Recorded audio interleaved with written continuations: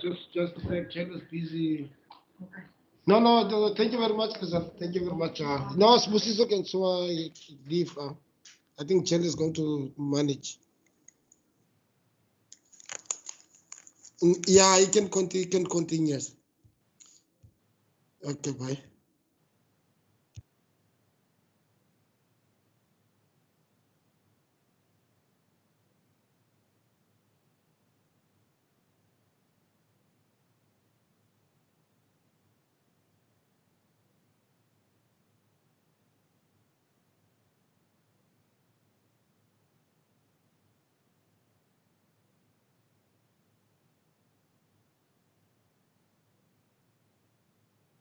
Just the fact Chen is busy. No, no, thank you very much.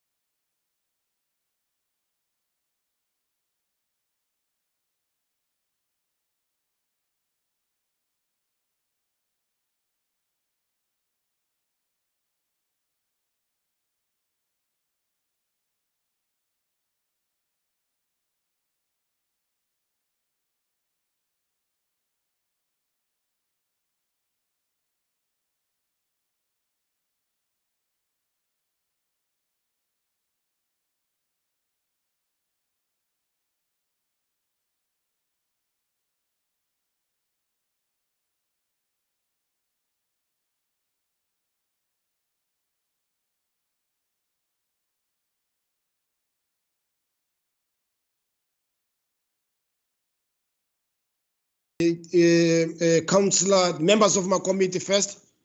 I can see Councillor Ngezo is connected, Councillor Strubel, and Councillor, as I've said earlier on, I'm just waiting for Councillor Matiwane to connect, and he's on his way to the office. I'm sure he's very close, you know, and I think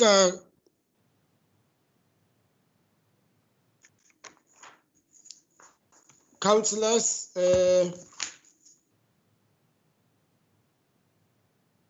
I want us to ask for us to take another 2-3 minutes. I know the meeting was scheduled to start at 9 o'clock, you know, just to allow Councillor Matiwane to connect so that we can start. I'm sure he's somewhere in the building now. He's going to connect anytime soon. I just want to make that appeal, you know, before we start officially our meeting. I want just to make that request, colleagues. Thank you very much.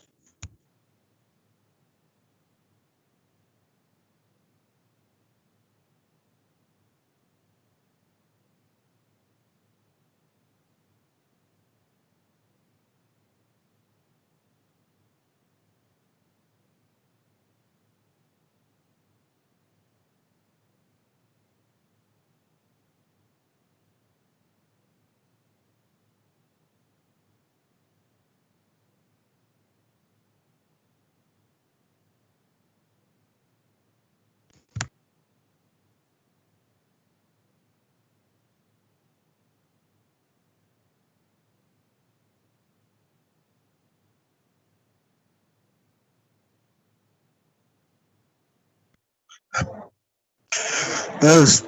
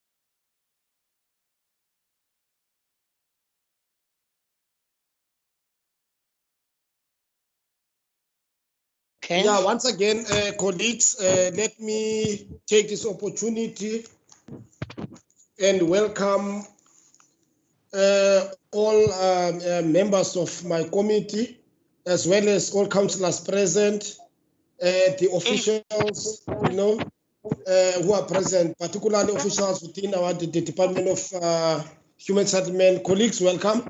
I don't really want to waste time. We are going to start our meeting. And colleagues, once again, let's go straight to 2.1. Members present, I see on my screen Councillor Ngezu, Councillor Strubel, and Councillor Matiwani, and myself. There's any apologies, colleagues, with regard to Councillor Kwinana? Do you have any apology with regard to him?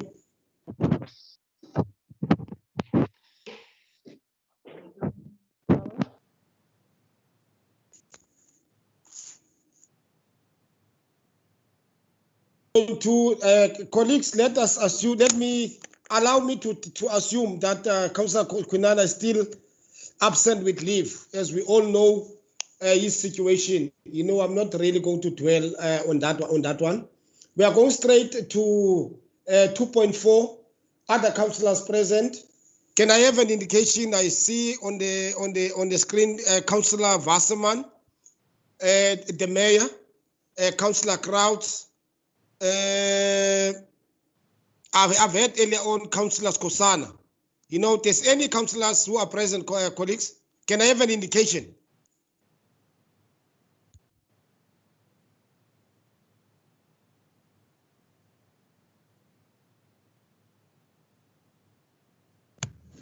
I'm here. Yeah, Councillor Matika.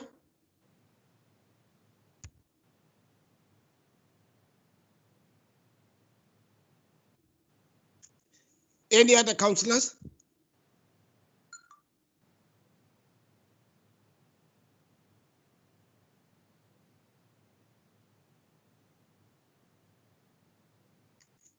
Okay, thank you very much, colleagues. What is important for this session, the members of the committee we have made a quorum. In terms of other councillors, they are going to join us as and when they become available, those who are not available. We are going straight to 2.5, officials present. Director, can I just officially hand over to you who's officials, just to take us through in terms of the officials which are present in this meeting. Director? Chairperson, thank you very much. Good morning, councillors. Lindile Petuna is present here. And I've also requested Joel to be present because this reporting is in the term that he was still the director responsible for this. So if there's questions for clarity, he can clarify that. Thank you, Chairperson. Chairperson, good morning, and good morning to the councillors. Just to note that I'm also present in the meeting. No, thank you very much, Director. Welcome, MM. Yeah, thank you very much.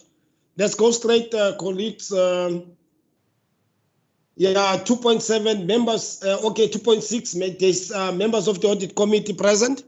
Do you have anybody from the audit committee? Can I have any indication? Any member of the audit committee present? Raise your hand, or you can just indicate.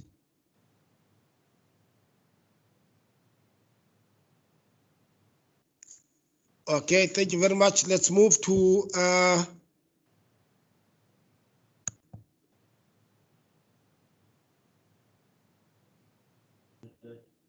yes. Yeah, thank you very much. Let's move straight to 2.7. Do you have any members of the public present, colleagues?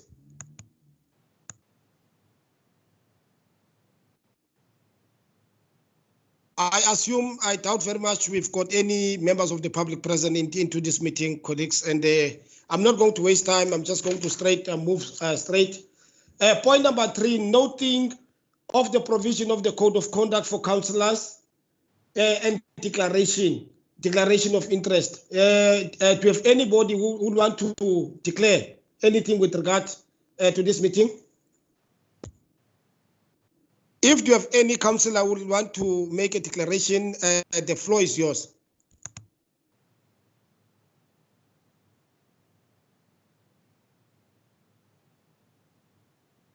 Okay, thank you very much. Let me assume that there is no councillor who will want to make any declaration. Let's go straight to point number 4, presentation. Director, do you have any presentation?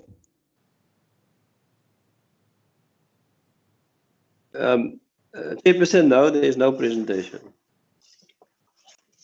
Thank you very much, Director. Let's go straight to point number 5, the confirmation of minutes. 5.1, the previous minutes, minutes on the 6th of February. I think that is starting on page,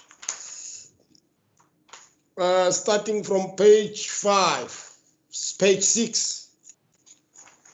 Colleagues, in fact, that's a confirmation of the minutes or the correction of whatever. Do we want to? I mean, the floor is open now, colleagues. I'll hand over to members of the committee or councillors if do we have anybody who want to make some corrections with regard to the minutes of our previous meeting.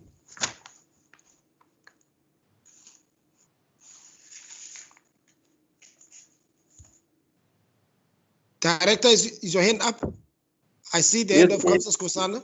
Can I first give Councillor Skosana, then I'll hand over to you, Director. Greetings, Chair. Greetings to everyone. Thank you, Chair. Chair, mine will be at page 7. Chair, there by Councillor Vormanas. Vormanas stepped out at 5 to 10. There's nothing saying when she returned. Maybe she never returned. She left the meeting completely. But I think you need to have the time they attached, like a Struble. Struble left at 10 to, he came back at 5 to. That's one part that I want to raise, Chair. And Chair, and also Chair, go to page 8. Chair, are you still with me? Hello, Chair. Yes, Councillor, shoot. Yeah, because I'm having a problem, Chair. We won't believe now. I'm standing on retaining walls due to of networking, trying to get connection. At page 8, item 03/0220. I think, Chair, in the same meeting, we agreed that the satellites must take responsibility because we designate them with the responsibility of all the wards they are close to, since we have raised that issue of B. And I also want to understand that, was that site visit been done, which is on B? Because I remember, Chair, we were one of the strong caterers who raised this issue. And we said that there must be a C there, which designate the satellite managers to do those responsibilities, since that we've picked up what we've picked up on B. Let me stop there, Chair, for now. And I'll raise issues on the matter arising, Chair. Thank you. Yeah, no. Thank you very much, Councillor Skosana. Director? Chairperson, I just want to indicate that the committee must first indicate in terms of the correction of the minutes, and then maybe should start with what clarity out of that process, because otherwise we're going to discuss the items and we're going to lose the process in the correction of the minutes. I mean, the committee member that was present should indicate to us.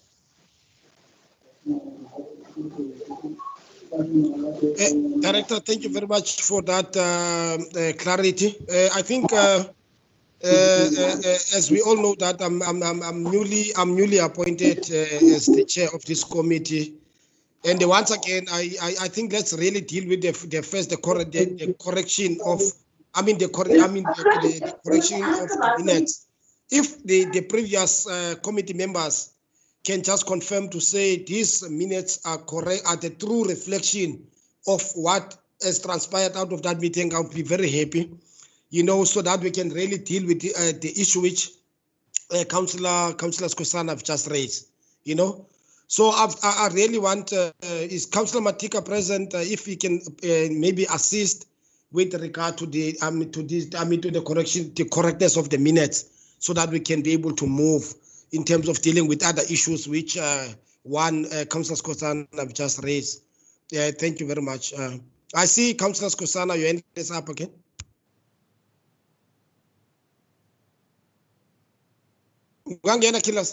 Yes, Chair. Yes, Chair. Yes, Chair. Thank you, Chair. Sorry, Chair. I'm struggling to connect, Chair. Sorry, bear with me. No, correctly said by the acting director.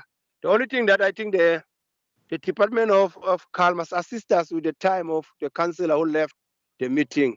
Then I think that's the only part that I've picked up in terms of correctness of the minutes. Then we can deal with the matter arising.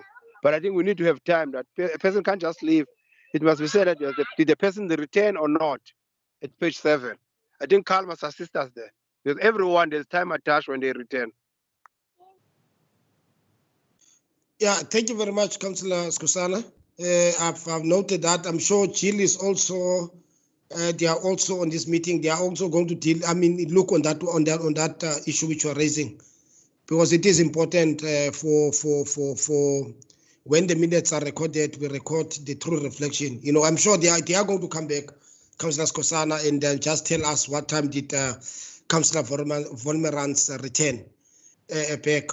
Councillors, once again, I want to, as we are dealing with the correction of the minutes, and I want to have an indication to those committee members who were serving on the integrated human settlement before I was appointed, maybe to assist us if these are the true reflection, so that we can perhaps move, you know, and deal with these matters which were just raised by Councillor Skosana. You know, I think they are fundamental. You know, can I just have an indication? Is Councillor Matika still present? Please, Matika, assist me. Thank you.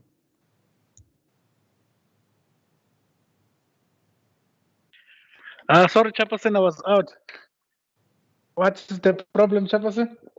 No. Thanks, Councillor, for coming back. No, look, we were dealing with the correction of the minutes of the previous meeting. Now, as we were dealing with them, as a new person, as a new chairperson appointed, you know, so I'll rely on you if these minutes are the true reflection, so that you can just maybe give that indication, so that we can be able to accept them as they are, so that we can move, you know, to the matters which councillors have just raised. You know, I just looking for that assistance from you. Okay, on the issue of Councillor Wasserman, he didn't come back to the meeting. He didn't come back to the meeting. That's it. On the issue of page 7, I believe that there should be C. Yeah, I believe there is C, that on the issue of the retaining walls, there should be C. Otherwise, all the minutes are correct. Chair, Councillor Matika, yes. just want to clarify, it was Councillor Volmerans and not Councillor Wasserman that you're dealing with. No. Thanks, Councillor Mishi. Councillor Matika, we're dealing with Councillor Volmerans there. That's it. Thank you. But Councillor Matika, thank you very much for confirming the minutes, colleagues, of the meeting. You know, and we are going to move now, colleagues, and Director.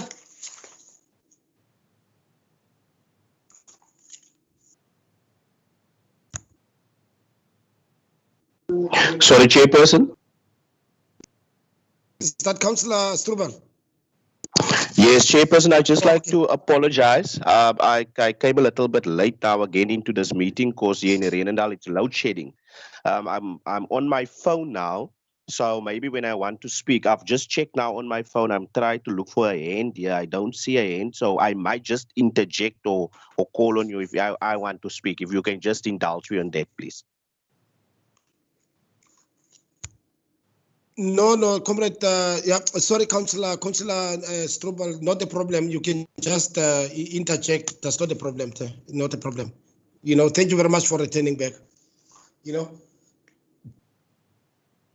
Yeah, colleagues, then we are going to go back, as Councillor Matik have just confirmed, just to page 4.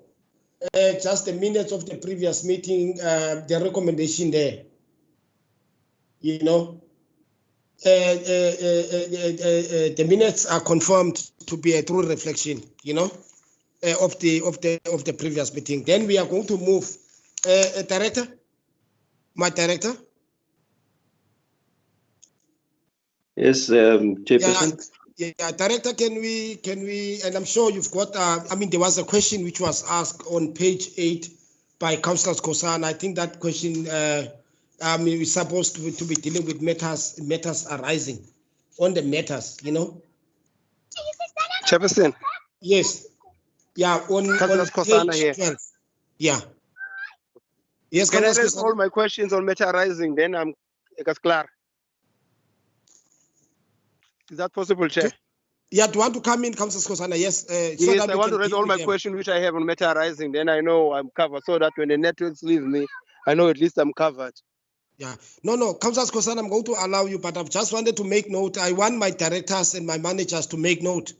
You know, what Councillor Kosan have raised on page 8, you know, and let's deal with it on the matters arising on page 12. And I'm going to allow him to further pose questions so that when we respond on them, we can respond to those questions, all of them, you know. Thank you very much. Councillor Kosan, the floor is yours. Thank you, Chair. Welcome, Struble. Struble, in your phone, there are small dots. Your hands are there. In page 8, as I've asked in terms of designation for number C, for satellite managers, we go to page 9 as well, Chairperson. In page 9D, that necessary process is to commence with the appointment of a town planner, any land surveying consultant to address backlogs in terms of general plan registration be instituted. Chair, I believe that I'm standing under correction that one, I think that we have our own planner in planning. Do we need to appoint a planner again while we don't have money, or does the department not want to use the plan of planning to deal with this issue? Because I'm worried that we're sitting with the situation of a municipality that does not have money. Another question, Chair, is on page 9, which I just raised in page 9. You go to page 10. In page 10, that a follow-up. I just want to know, Chair, in terms of all the issues which is in page 10, how far are the processes regarding them?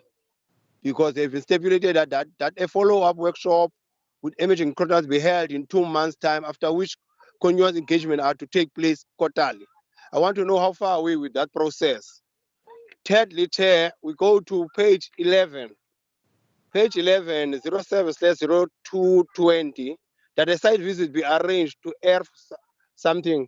When will this take place? Because it was supposed to take place in April. As all know, maybe the answer will be that due to conflict, you couldn't go for site visit. Now, is there any date in a process? Thank you, Chair. Those are all my questions for now. Thank you, Councillor Skosana. And councillors, do you have any councillors who want to raise issues on the matters arising? You know? Can you please indicate?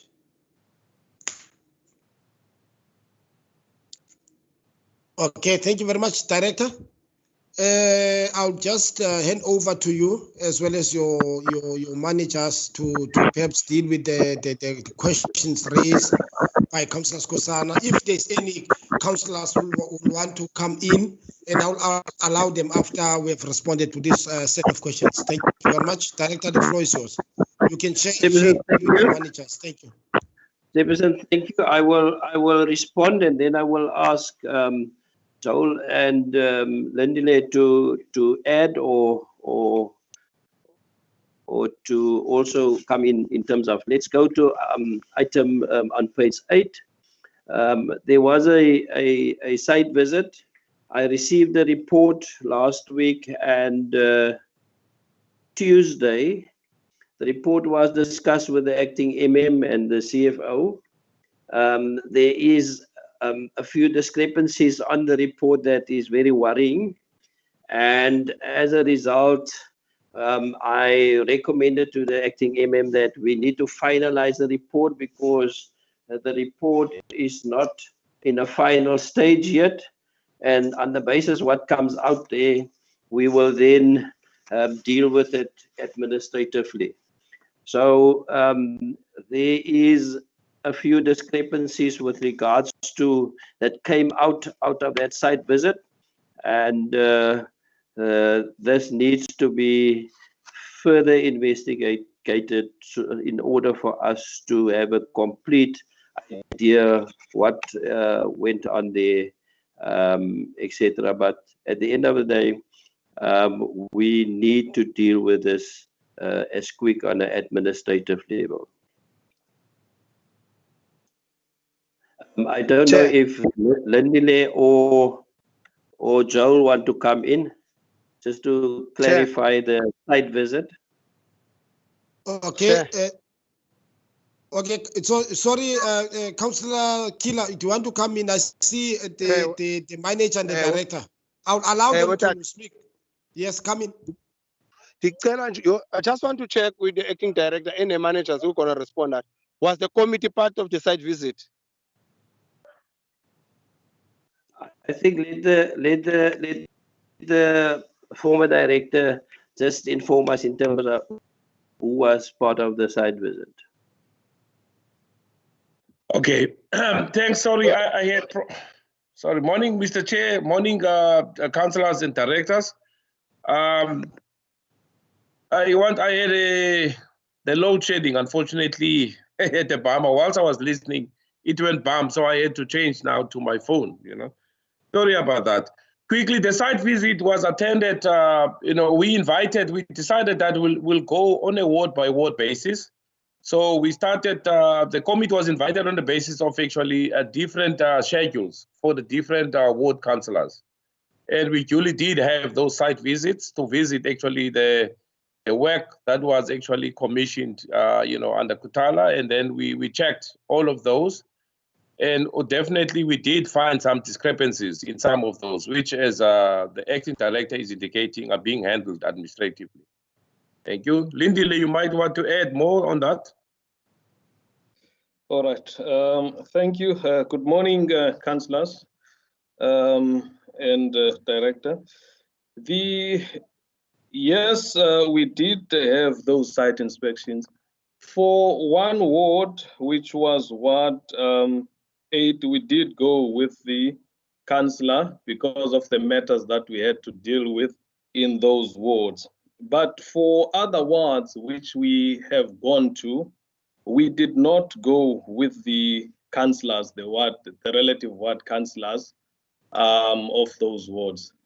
And that was not to hide the type of work that we were doing, but the nature of the work that we had to do was such that it was of a very detailed nature that we wouldn't want councillors to be sitting there because, for example, we had to calculate the material which was used to deal with whatever work that had to be done, and that was extreme for us to take councillors through that. For example, we went to Ward 3. In Ward 3, for example, we spent 2 days there going site by site and doing all the calculations to make sure that at the end of the day, whatever formula that we're going to use, it will then be informed by the quantities which we would have discovered when we went on site. So we did Ward 3, we did Ward 4, and we did Ward 8. We still have to go to all other wards, which is Ward 7, as well as the Honley wards, and we also have to go to Searchfield. That's why the report at this point in time is not finalized, because the type of work that we have to do is extensive. It's not just for us to just go on site and say, okay, is this work done? Is this satisfactory? But we go out there, we measure the work which was done against what was paid at the end of the day or what was quoted by the contractor to make sure that council, in actual fact, gets value for money. Thank you. Thank you very much, Manager Petuna.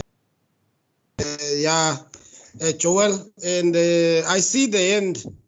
I see the end of the. I saw the end of the mayor, and I'm not sure whether you, Councillor Skosana, do you want to have a second bite on this issue? You know, I'm not sure. Is the mayor still? Mayor, can I allow you to speak on this issue? Chairperson, yes, thank you very much. Good morning to all the councillors and officers. Chair, three main issues here of great concern to me. One, this meeting took place in February. Now we're in close to August. And I do understand COVID and the impact it had on our normal operations. But I can't blame COVID for 8 months. Chair, that's the first concern I want to raise. The second concern I want to raise is the issue about using words like discrepancy, and it will be dealt administratively at MM. That to me is a concern. I just hope when this report has been finalized and all the discrepancies have been dealt with operationally, that there will be a full report to council in this regard, Deputy Mayor Chairperson. As again said, I'm very concerned in the way that we respond in this regard. One, the time frame. Secondly, the type of language we used in this regard. And then thirdly, as I said, Chair, I just want to remind officers I'm still a ward councillor. And the ramps and these other one, and I forgot about it, wheelchair ramps and retaining walls. Those are very, very contentious issues in my ward also. So I just want to raise that, Chair. Thank you very much. Number one, thank you very much, man. I think with regard with what we are raising, that I am going to make sure, number one, that the report, a full report, by the way, a full report comes to council with regard to what I've also witnessed. Was I was also part of Councillor Skosana of the site visit in Ward 8. And what I've witnessed there, I don't want to talk about it.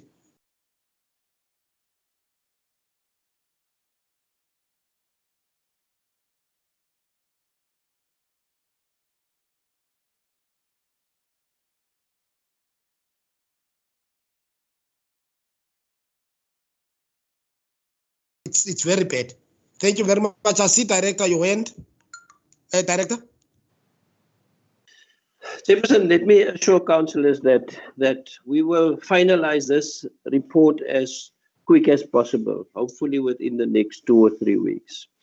The magnitude of the scope of this work is immense. And at the end of the day, I understand that councillors highlighted the issue in the previous meeting, and we found that there is a challenge, and we found that there is also room for us in this scope of work that we need further investigations.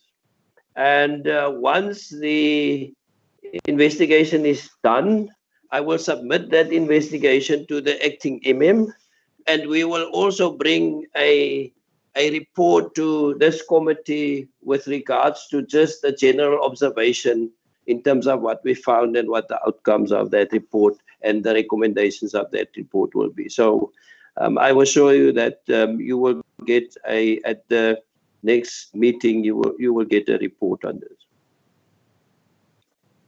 Yeah, thank you, Director. I see the end of Councillor Skosana, and Manager, do you want to say something? After Councillor Skosana, I also see the hand of Manager Petuna. Councillor Skosana? Sit down, okay. Sally name paint any questions. Sit down. Okay, noted. Okay, no, it's an old hand. He's Petuna? just waiting for answers on the other questions. Thank you. All right.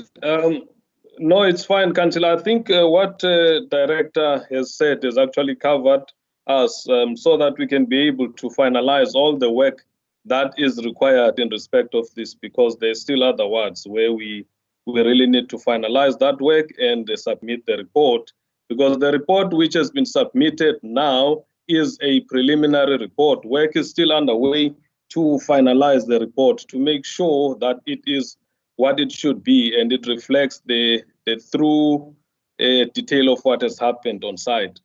Just the one issue which I perhaps want to deal with, because there's a recommendation C which Councillor Skosana dealt with in respect of the satellite offices taking responsibility for the type of work that would be done in these areas. It's just to ask, because there are certain issues that I would want councillors to look at, issues around supply chain processes, where such satellite offices would then not have the required delegation of authority to deal with some of the issues in relation to that. So in actual fact, what I'm saying is that we need to qualify that statement in terms of what it is that these satellite offices need to be dealing with, or perhaps allow then the acting director to deal with the responsibilities that the satellite offices need to be taking care of in respect of that. Thirdly, the issue that is there is in terms of the job descriptions of the very own satellite offices, the managers of those satellite offices, because we need to be wary of what those job descriptions are saying in relation to their function, so that we do not add in terms of what is in the job description. But obviously, what I'm saying is that there is some level of responsibility that the satellite office managers need to take care of in respect of the work that needs to be done in their wards. But it's not total management of what needs to happen, but I think there are areas where they need to take responsibility. The other thing is that when the report is actually finalized, there will be recommendation in terms of how to deal with this kind of work in a proper professional manner, because what I believe is that the systems in place which were used in the past, and this is not something that has happened only in this financial year, but this is a historic matter that we need to deal with to ensure that we strengthen the systems of dealing with these matters, to make sure that we don't arrive at this point in future. Thank you, Chairperson. No, thank you very much, Manager. I see Councillor Skosana. I hope managers and directors have dealt with all the questions which you've asked. If there's any question which is left out, I can see your hand is up again. I'll hand over to you and give over to the mayor. I also saw his hand. Councillor Skosana. Thank you, number two. Number two, I respect what the manager just said, and that's the reason we believe that we want this section to be standing on its own in the organogram. We want these inputs. It must be on paper. That's the reason we've divided it from planning. It is a standing one now. Housing will be standing on its own. We need this thing is correct in saying that these things have been coming. Now, this is our term from 2016 up to 2021. We want to fight corruption. He must come with those ideas on table. We'll support him 100%. That's the reason we believe in them. All of them, the acting manager, the former director. Thirdly, Chair, my question in page 9 has not been answered yet, and my question is page 10 and 11. Thank you, Chair. Directors, can you please attend to these questions? Councillor Skosana, I can confirm to you. In that housing section, there's very serious corruption taking place there. I don't want us to go deeper there. Let's wait for that report. And I'm very happy that all of us collectively, we agree that we must deal deeper with this issue of corruption. Into that housing department, there's very serious corruption there. So let's allow the acting director and his managers to bring that report. And I hope Manager Petuna, Davia, Duenes, you guys are not going to take forever to bring that report. I remember when we went for that site visit. I've never saw what I've witnessed there. And I'm not going to get into that one now. Let's wait for it because I'm the one which have proposed that we need to go to the site visit. And fortunately, that site visit, I mean, have come up with what we are today. And I'm very happy with that. Manager Petuna and the director, can we deal with this other few questions of Councillor Kusana so that we can move? Thank you very much. All right, thank you. Chairperson, all right, if I can come in. There was an issue of planners to be used to actually deal with some of the work that is required at this point in time, especially when it comes to severe general issues which were not dealt with in the past. And I think this is a huge issue that has got an impact on the revenue of the municipality itself. It's an urgent matter that needs to be dealt with. We have, in fact, looked at whether or not there is a possibility of utilizing some of those planners that are there. But we have found out that there is no capacity at this point in time for them to be able to deal with that because they are stretched as it is. And the work that they have is such that they would not be able to give the kind of urgency to the matters that we have to deal with. Secondly, procedurally, because of the fact that when an application is then submitted in terms of the Land Use Act, which is Pluma Spatial Planning and Land Use Management Act, there has to be an applicant and someone that will then have to assess such application. So you cannot then have a player and a referee at the same time, because if they are sisters in terms of dealing with those applications, then they would submit and then they would then have to deal with those applications. It then becomes apparent that we have to appoint external town planners because we as the department are then deemed to be the developer in this case. We then become the applicant. That is why we appoint agents that would then deal with the matters at hand so that they can submit the actual applications, and the internal town planners can then deal with the assessment of such application and ensure that such applications are actually timeously processed and we get a decision timeously so that we can deal with the housing problem. So yes, there is procedural issues. There is also capacity issues in terms of the number of town planners that we have currently in our system to deal with those. But the veracity of the problem itself is not of only town planning, but it's also of land surveying, which over the past years, we found out that there has been a serious problem in respect of this, where there have been town planners who have done work without certain consideration that were required, which is why now we are at this stage where we have gone further in terms of that appointment. We are going through a supply chain management process, which has already closed last week. So in the next few weeks now, and we were planning that next week we should be having a bid evaluation committee so that we can appoint the town planner with the land surveyor that will deal with all those issues that have been there for the past couple of years so that people can have their own title deeds and own their properties now. Thank you, Chairperson. Then in terms of emerging contractors, it is correct that we did have the two workshops with the emerging contractors, and we were simply waiting for the report which we have tabled to TMT and we've tabled to this committee to go all the way to council so that we can have resolutions of council and then we can start the implementation of that. Again, in terms of that, the supply chain process, we have started, but that supply chain process has not gone forward on the basis that we're just waiting for a council resolution. Once we have a council resolution, that supply chain process will then kick in. The specifications have been drafted. We must just go to a specification meeting, BEC and BAC meeting, so that we can go forward with this program, which we think is critical for this town to make sure that some of our contractors get better CIDP ratings. Thank you, Chairperson.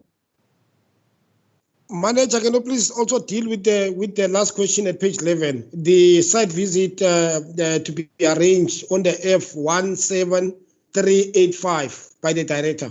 Can you please deal with this one as well, so that we know that we are going to take new hands? Thank you. All right, Chairperson, we will have to arrange that one. That one was never arranged. It's an oversight on our side, but we will have to arrange through your office. Thank you, Chairperson. Thank you very much, Councillor Manager Petuna. Councillor Skosana, I saw your hand so that we move so that we can move to the new item if there's no any other questions. Over to you, Councillor Skosana. Thank you, Chair. Back to page 10, Chair. I respect what the director, the manager have just said, Chair. Chair, I want just to double check that does number GIK also need a resolution of council? Let me read you G. That negotiations with Mass Build be conducted to ensure the improved turnaround time for material supply. I is saying that matters surrounding security of build units prior to hand over be investigated. Let me not read K, but I just want to double check. GIK. Are you saying to me those also are waiting for the resolution of a council meeting? Director Dwellers, Manager Petuna. Chairperson, can I just respond in terms of this? My understanding is that all of these items is interlinked with each other, and it's either based on a procurement process. Some of that is at BEC level, and some of that is at BAC level. And there's also some of these recommendations or decisions that is subject to council resolution. So wherever it is in the procurement system, I think that is depending on the finalization of that process in order for us to move forward with this initiative.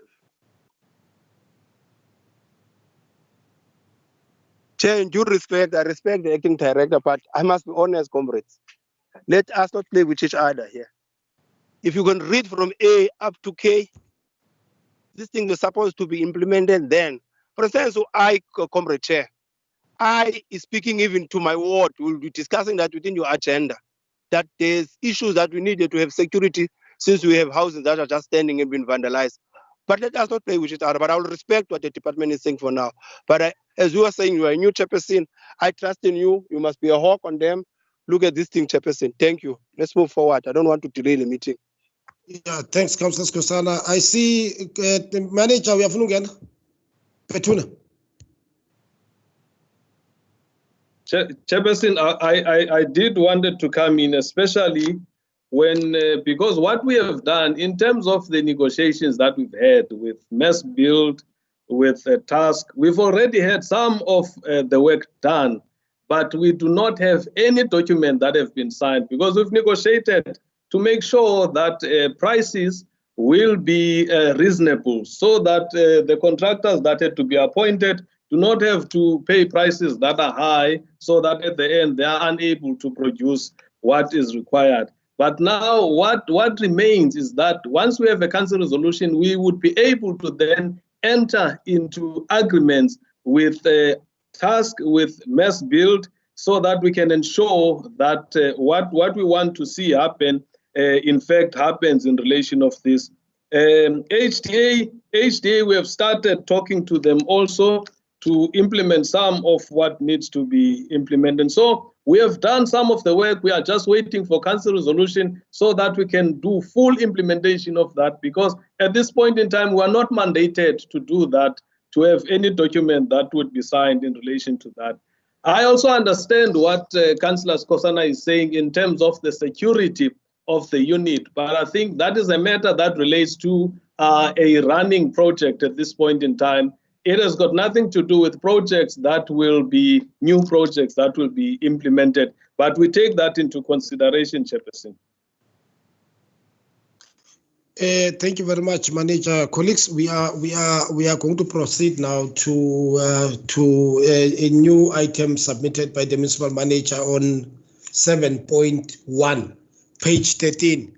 But before we move to that one, I want to reassure Council, as the new chairperson, that particular report which we have debated here earlier on, it is going to be tabled.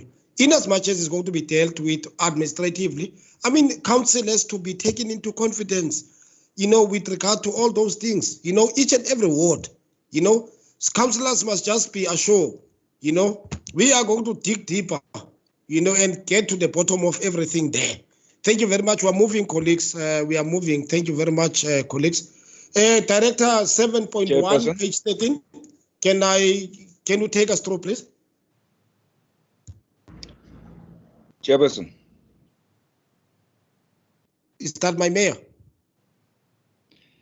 Number one? Yes, sir. Yeah, shoot. Chair, my hand was up, and I know Sorry, that Mayor, man. you're Man, I didn't see. very involved in this directorate. Chair, there's just one thing I want to get clarity on. I don't want us to run on ad hoc reports. It seems to me in what you've said, and even the acting director also alluded to that, is that there are serious problems within that directorate, that department. Now, and the MM can also attest to that there's a lot of rumors and accusations and allegations of corruption within this municipality. The last thing that you want to do, MM, is now to try to reinvent the wheel when it comes to looking at these allegations.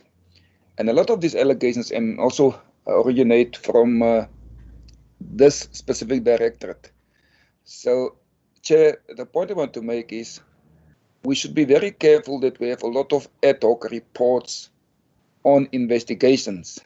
So I would rather suggest to the committee, and I want the M to listen carefully to this, suggest to the committee that we ask for a full report on the activities within housing as a whole, and not just look at a report, for example, on wheelchair ramps, and then another report on the provision of title deeds, and another report on contractors. If there is a reason that there should be a holistic investigation into that directorate, that should be the report, I believe, that should come to council.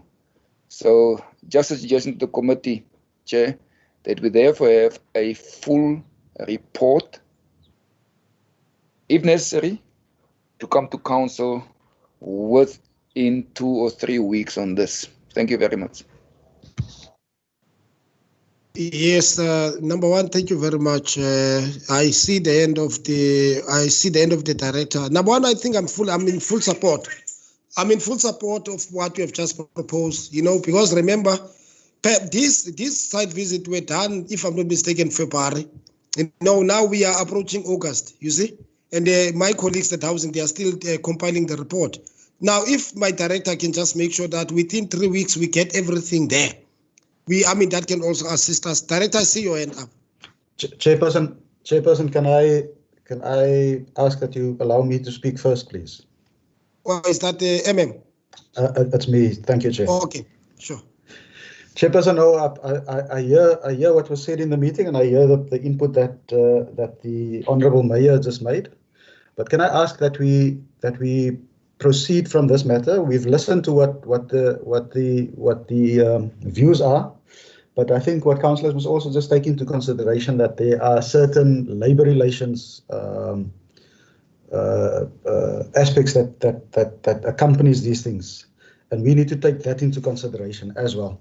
But what we can do, Chairperson, is for myself and the acting director to perhaps give yourself and the mayor a briefing outside of this meeting to give you comfort of what it is that we're busy with and what the plan is, because there is a plan behind all of this.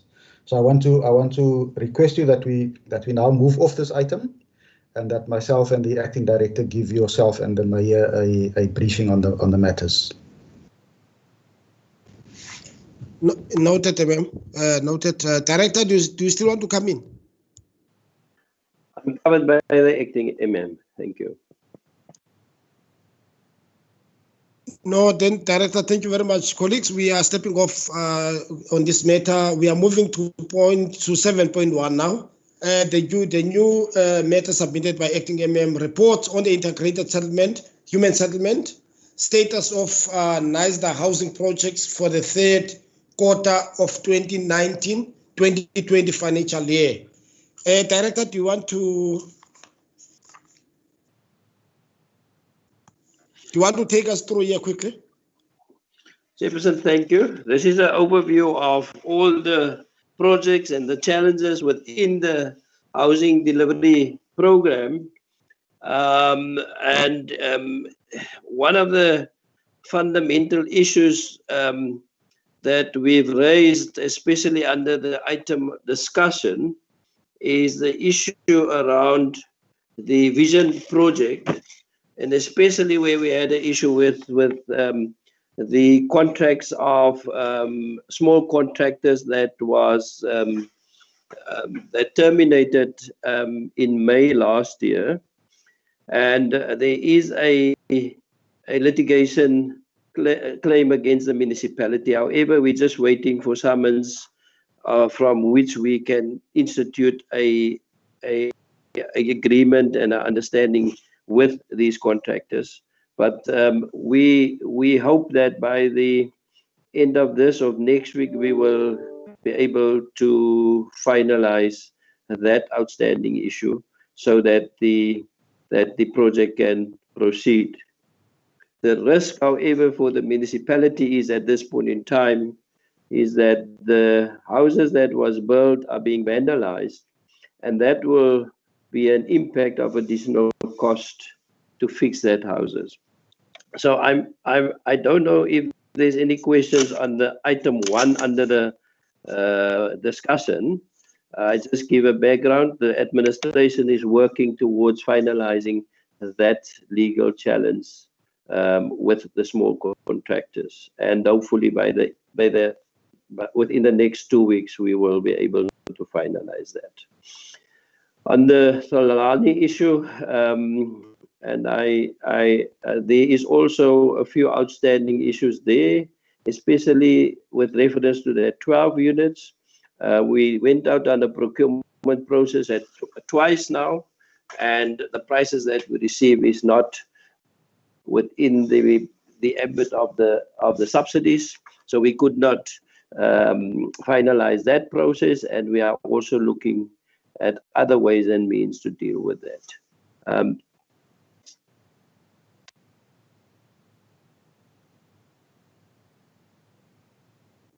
Yes, I don't know if there's questions as we go along. Yeah.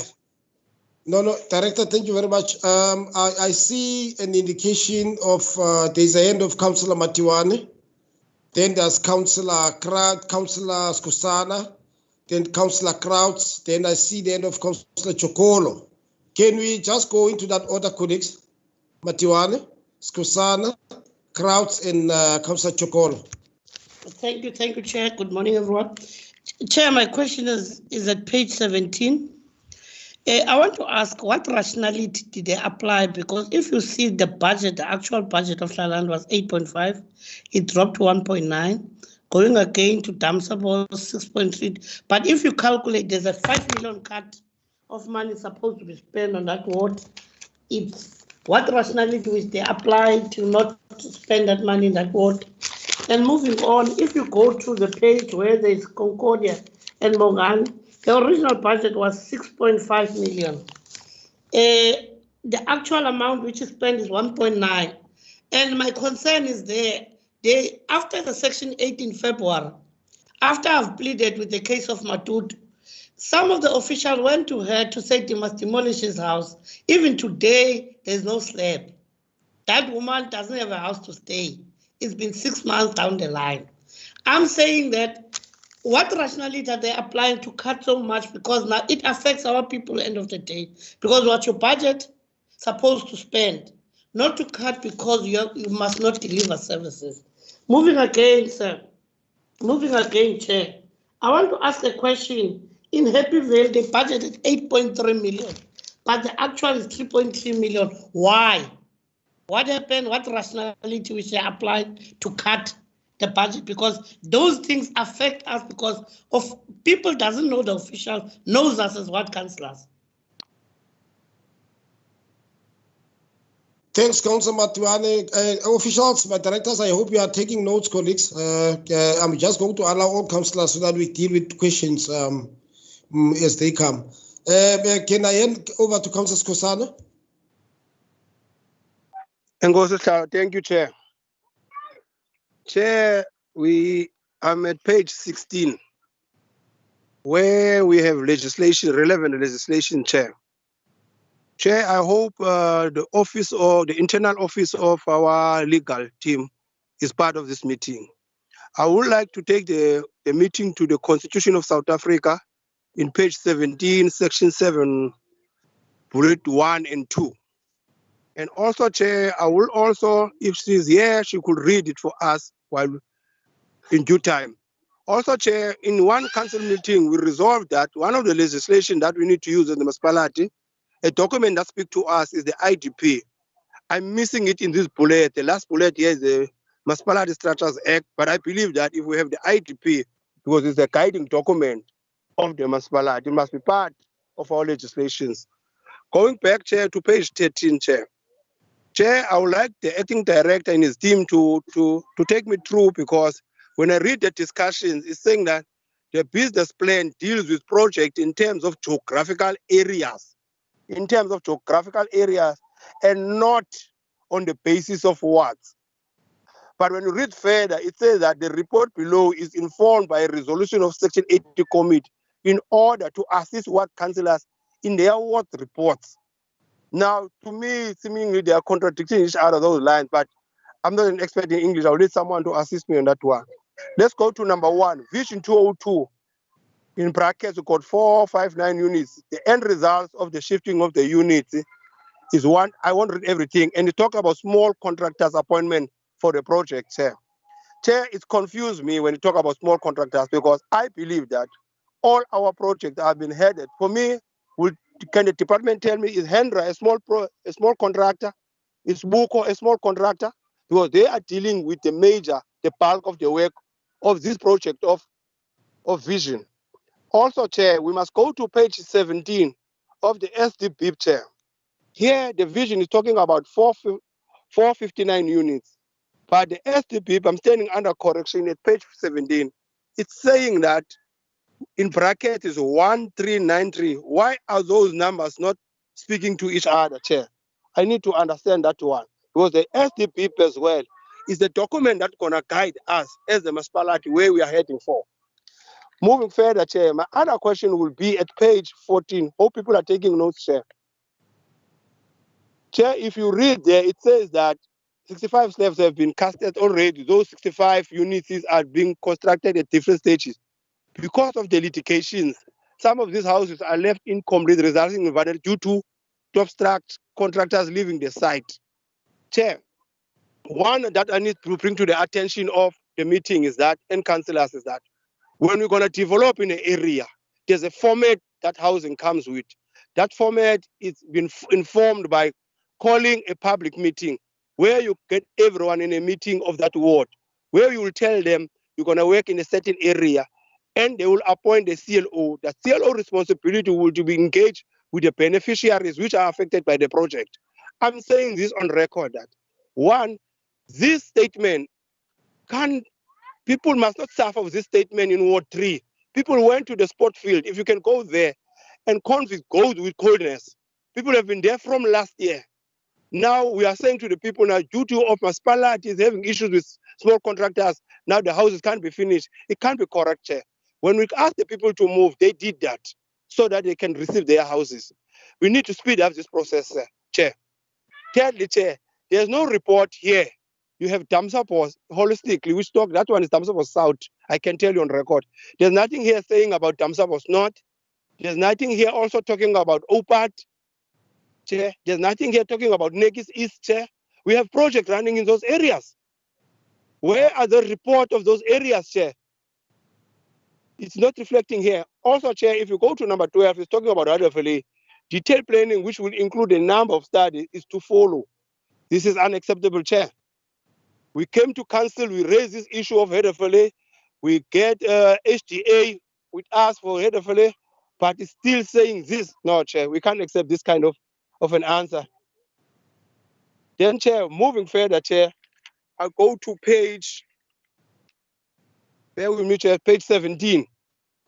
I need to understand, Chair, one, there was an understanding when we were sitting with Hlalani people, when there was Dr. G, that time Dr. Kratz, that there's nothing saying here about that fencing. The TRAs, we were an understanding that their TRAs, there is provision from the province that there will be funding to fence the TRAs. There's nothing saying here, Chair. There's nothing reflecting here, Chair. Also, Chair, I'll need to understand, Chair, there's no report here also about Road 1, which is presently being done by Buko within my ward. There's no report here, Chair. Thirdly, Chair, there's an issue that I've raised when I came to council, the issue of slippery soil in Nekis East, Chair. I will invite you and the whole structure of yours to go and see the situation there, Chair. It's very bad. There was a joke. There was a geo report also sent by whatever. There's nothing saying here, Chair. Chair, also, you are in a Mandela month.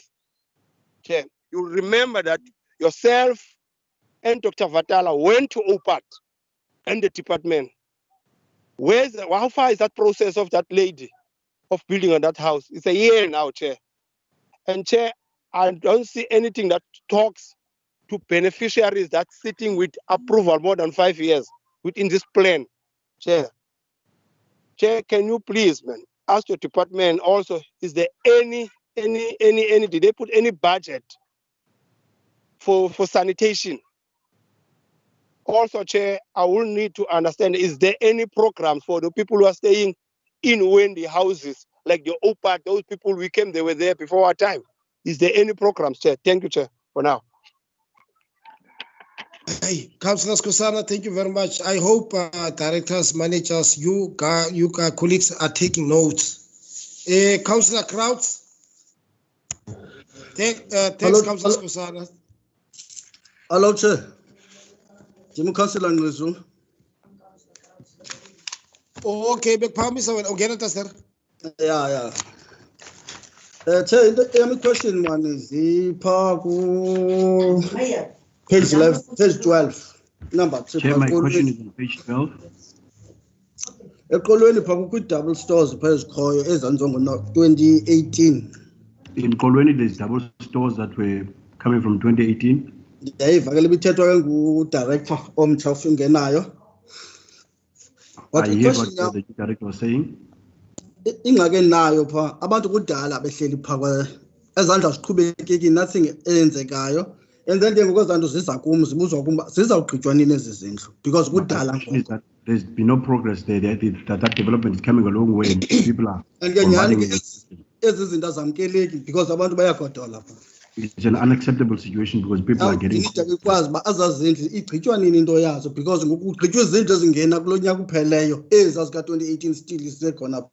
I really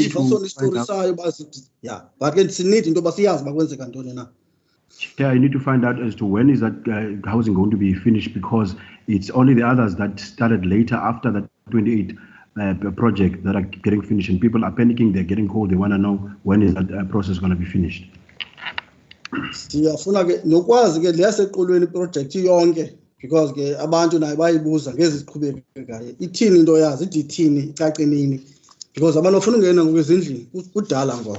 People would like to move into the house. They really want to know what is the progress on the 2018 colony development. Thank you, Chair. Zonke 2019 development bayafuna ukwazi. Even also the later ones of 2019, people want to know what is the progress and when is the going to be finalization of those projects. The question yami pha wapha elokishini amhlophe. Again in Vetlokasi, my question is there. Yes, we know about the project, the project here province. I do understand it's a provincial project. Now, abantu uzakhona ke pha elokishini. Abantu banikwa i-list. The question abikhoyo ngoku ilwiswa kwi-list, khona problem ile list pha elokishini. Yes, there were lists there, but there is a problem with the challenges on that white location list. Kula fire victims. on the 5 victims list, name list. Kukho abantu pha eNewre mandibeke eLove Corner abantu ababezimisela into babona abayomnxalenye yalanto but ke ngoku kwenziwa ikomiti pha ngaphandle kwam wayithatha ku housing lo committee ndingayazi but ke ngoku ingxaki ikhoyo. Okay, sure, sorry. In the Love Corner side, there's a committee that was formed. Then some of the people were not part of the development, but that committee was formed, and then it went into housing. It was accepted, and there was deliberations without my involvement. Now, apho ndikhoyo ke ngoku ingxaki yam apho ikhoyo kukho ilist eziswe ephuma kwiprovince yezindlu kubekho ilist eziswe ka-housing entsha eziswa ngaba bantu kufakwa abantu. Now apho ke ngoku ingxaki ikhoyo abantu bayakhalaza ngokuba ilist imaxindawo nina yezazindlu because kukho abantu abazifake mva pha and nalabo bangenile ke noba bangenanga but ke sinid uyazi bakwenzeka ntoni ngelist kule setyenziswa laa list yeprovince ba ewe ndayinidi into bakhe ndiyiprintele uxhonywe phaa eofisini kwenzela uba abantu bazazi bangobani nina because ikhona Chair, what the challenge is that there was a list that was approved by province, and then there was a list that was constructed by this new committee. People don't know which list is going to be finished because there's a dispute now about these 2 lists. And I would also like to have a list that the housing is going to be worked with so that I can have it to be hanged in my office so that I can refer people to that list. So ingxaki ikhona ininzi ulusodwa kangoku abantu ukuthi ayicela kule ndawo. So there's a big problem, a big challenge there, and I would like it to be resolved. Ndizawumuva ke ndiye phaa eBloemfontein phase 1. Then on phase 1 Bloemfontein, sine 75 houses ezagqitywayo zanikezelwa kwi-beneficiaries. There are 75 houses that were completed and given to beneficiaries. Kule 75 houses zikhona izindlu phaa ezinganeliseki endayayo ndinganeliseki ndibizwe ngabahlali ngabantu bazo phofu. In that 75, there were houses that were not satisfactory, and I was called by the beneficiaries that were complaining about them.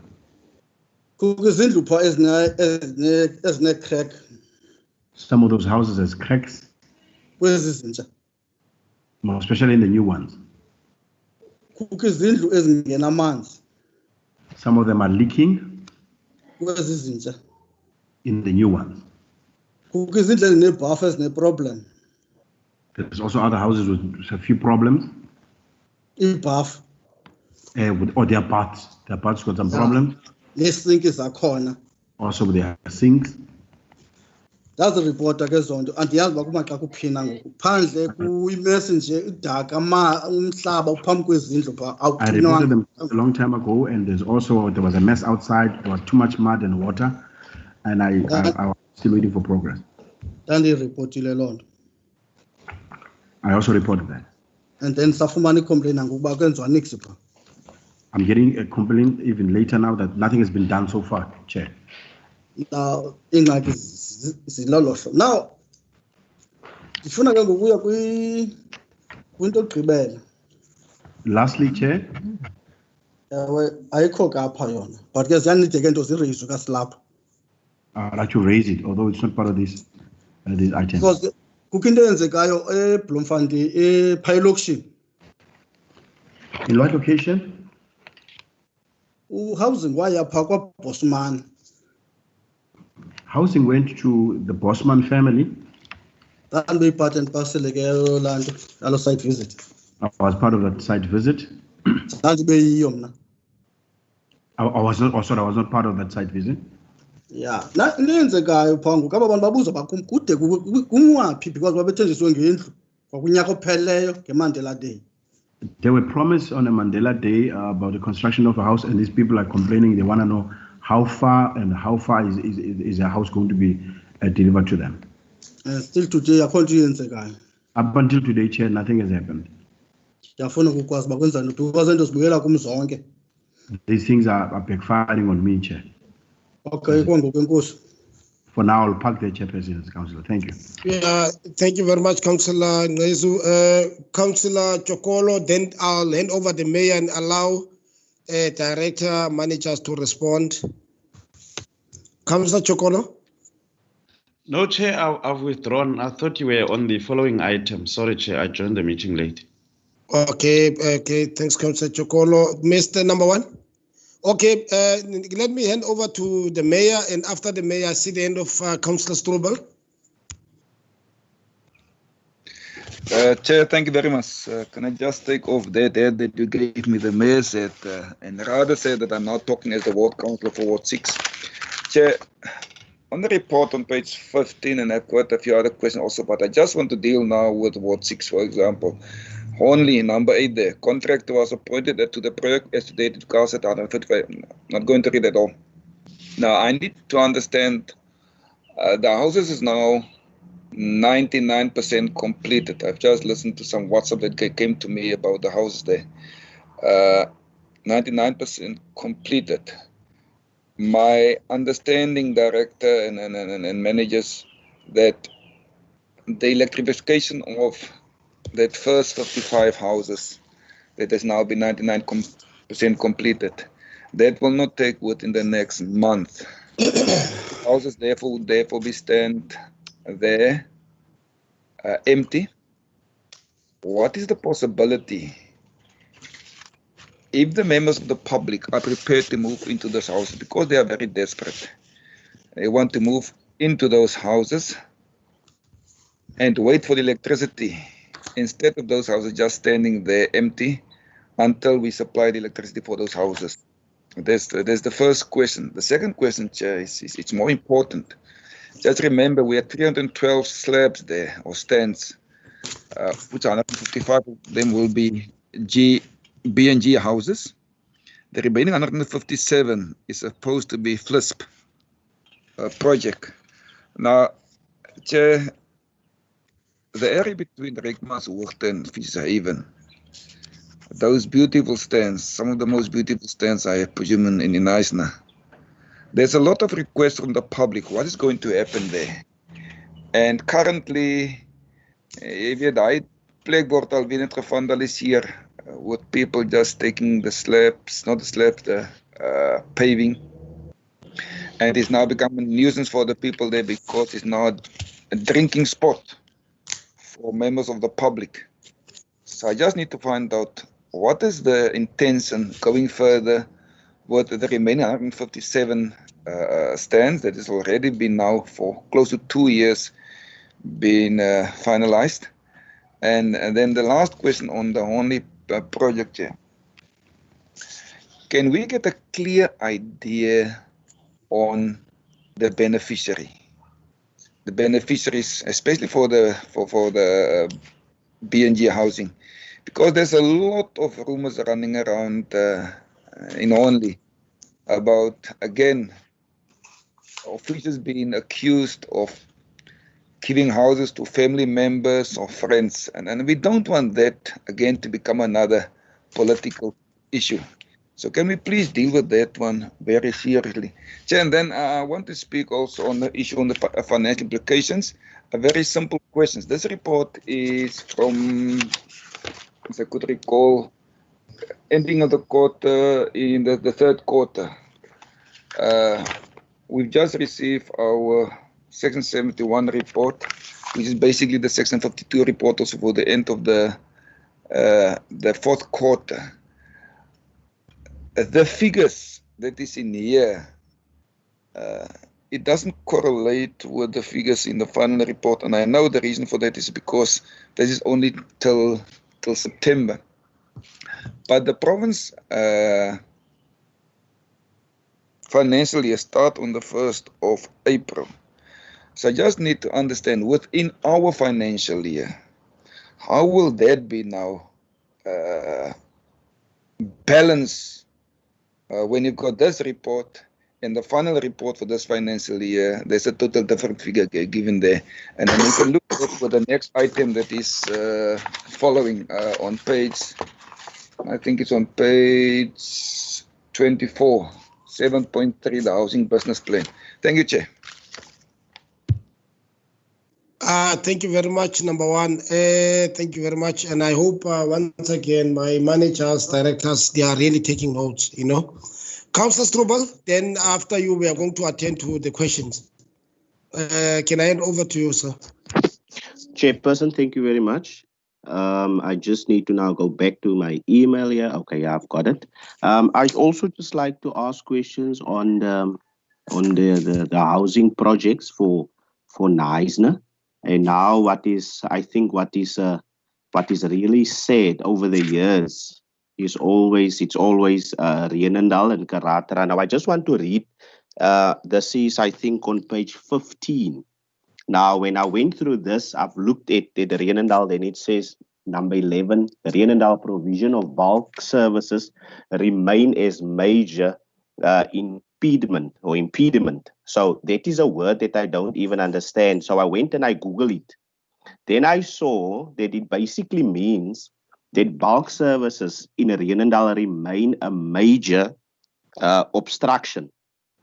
So for me, it was very sad because by saying that, the municipality then so acknowledged the fact that this is not it is not just now. It is for long that this has been an obstruction. So I understand that the Rome weren't built in one day or in 1 year. However, I would like to find out from this meeting today. I know that we've got now an acting integrated human settlements director, and then we've also still got the previous director here, which is very good. So I take this session, especially regards to Rienendaal, that this will now be a new start in terms of giving direction as to what we're going to do. So what I basically want to ask, can you hear? Sorry, Chairperson, there's other people also talking here. Yeah, Tastera, can you mute? Tastera, please, can you mute your mic? Huh? Mute your mic. Thank you, Chairperson. So, because this is very serious for me, and I think you will also agree, Chairperson, because you are the one that say that always encourage Strubel, please give your people houses.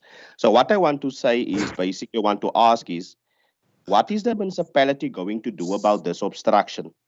And then also, do we have a plan? I know that there are talks and talks and talks, but one gets very impatient if there's only talking and we don't have a clear plan. I mean, like, you can't send a request, for example, in the beginning of the year, and then 4 or 5 months later, you still don't even have a response as to what is going to happen. And I'm not, maybe it is something between departments with province and the municipality.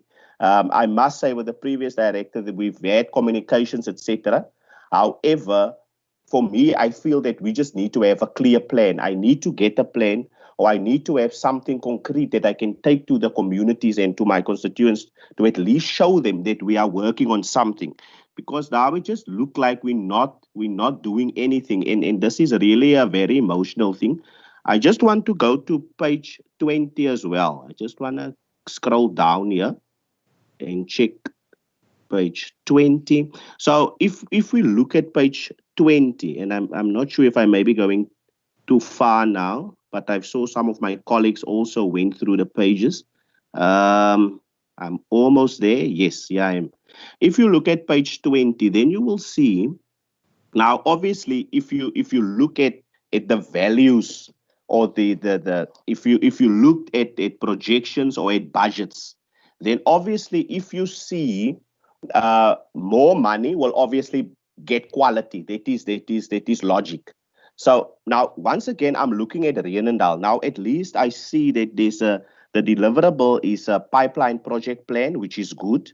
However, then there was budgeted for 80,000 rand for Rienendaal. Now, if you look at all the wards, and I've even went to other meetings as well, and I've go and checked that previous meetings that we've had, that Rienendaal is always like at the backside of for the housing department in terms of what one actually get out of the housing department.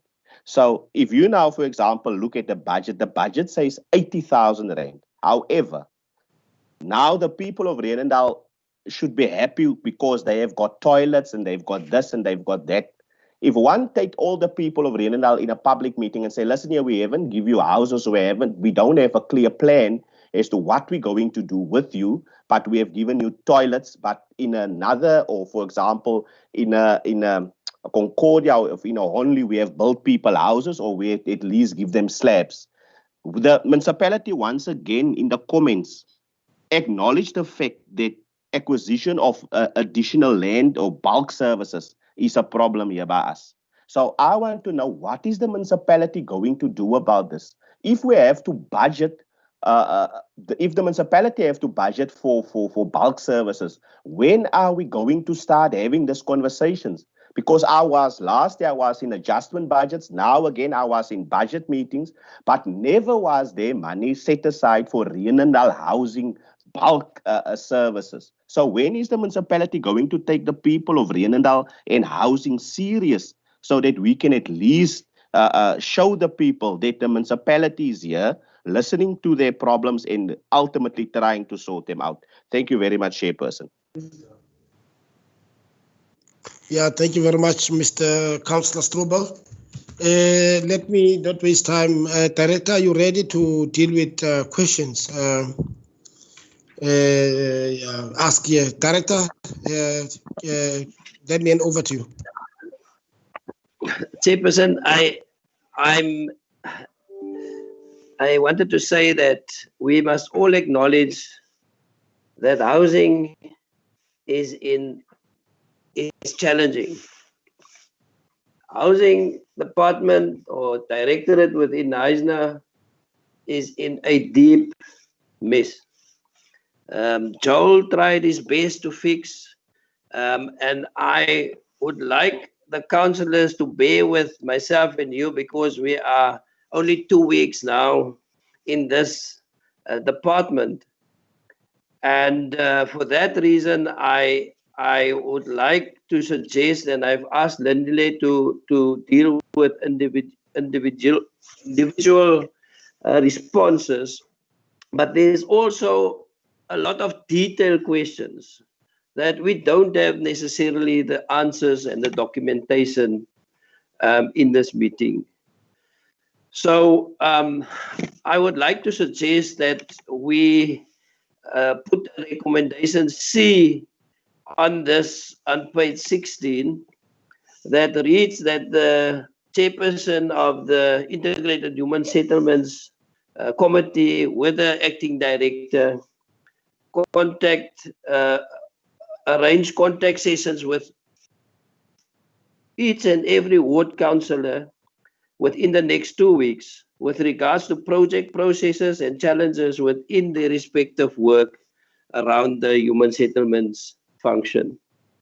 I think if we can do that, we can have a one-on-one with all the ward councillors to deal with the specific questions, to deal with the specific issues, and then we will be able to be in a position to report properly to this committee with regards to each and every challenge that we have within the respective wards.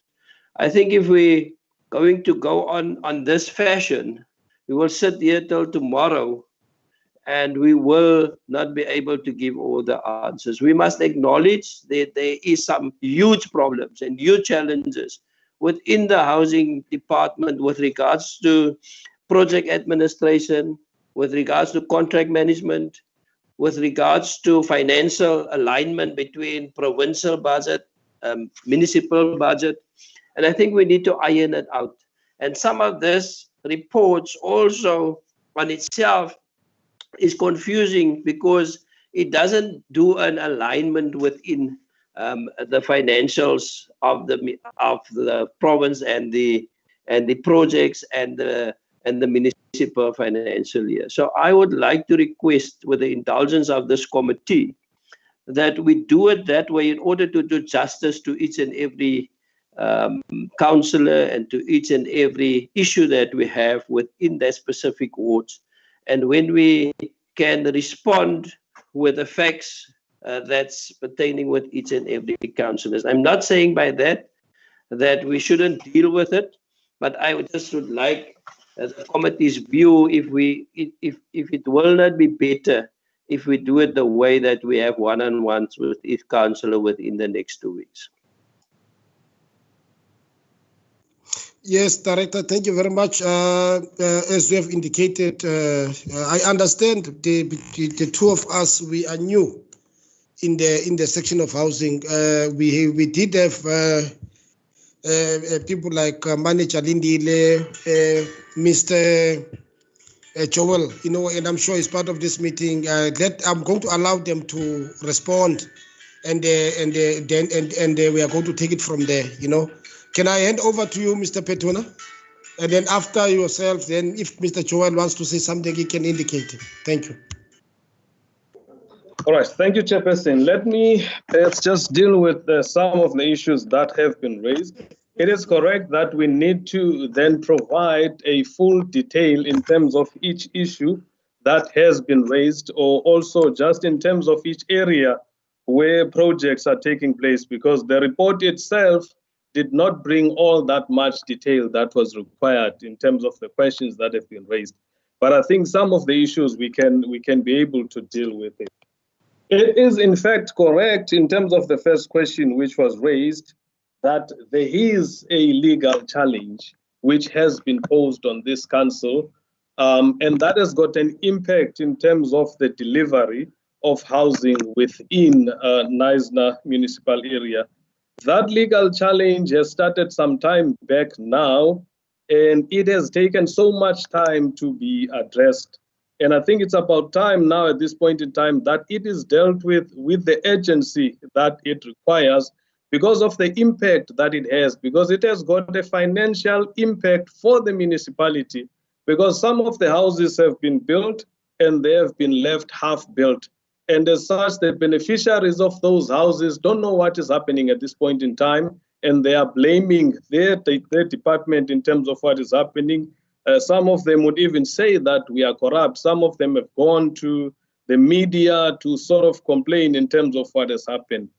But the other impact that perhaps we need to look at, which is dire for the municipality, is the fact that province has paid for building of those houses, which at this point in time, some of the people are vandalizing those units because we do not have the funds to secure those units at this point in time. Because the last time we had the security to secure some of the houses, for example, in Damsebos, it was costing council to the tune of 300,000 rand a month to secure a house. That is now 2 houses that can be built for other beneficiaries. But now council ran out of funds to deal with that aspect. So we've got houses that are being vandalized now. The cost of that vandalism now is so high, it's into millions at this point in time, and that money will have to come from council. And that is an issue that is serious that we need to look at, because it will result in fruitless and wasteful expenditure due to the fact that we have got an inability at this point in time, or we are dealing with it, or we have taken a long time to deal with a legal matter, which I believe should have been dealt with much, much quicker. There is also an issue of economic development and employment creation, because as we are building these houses, the impact is that the people are being employed and they are able to earn some income for their families. And now if we stop like we have now at this point in time, people don't have those jobs. So it's an issue that we have made a pleading to the acting municipal manager to say we need to deal with this matter as it is dealt with.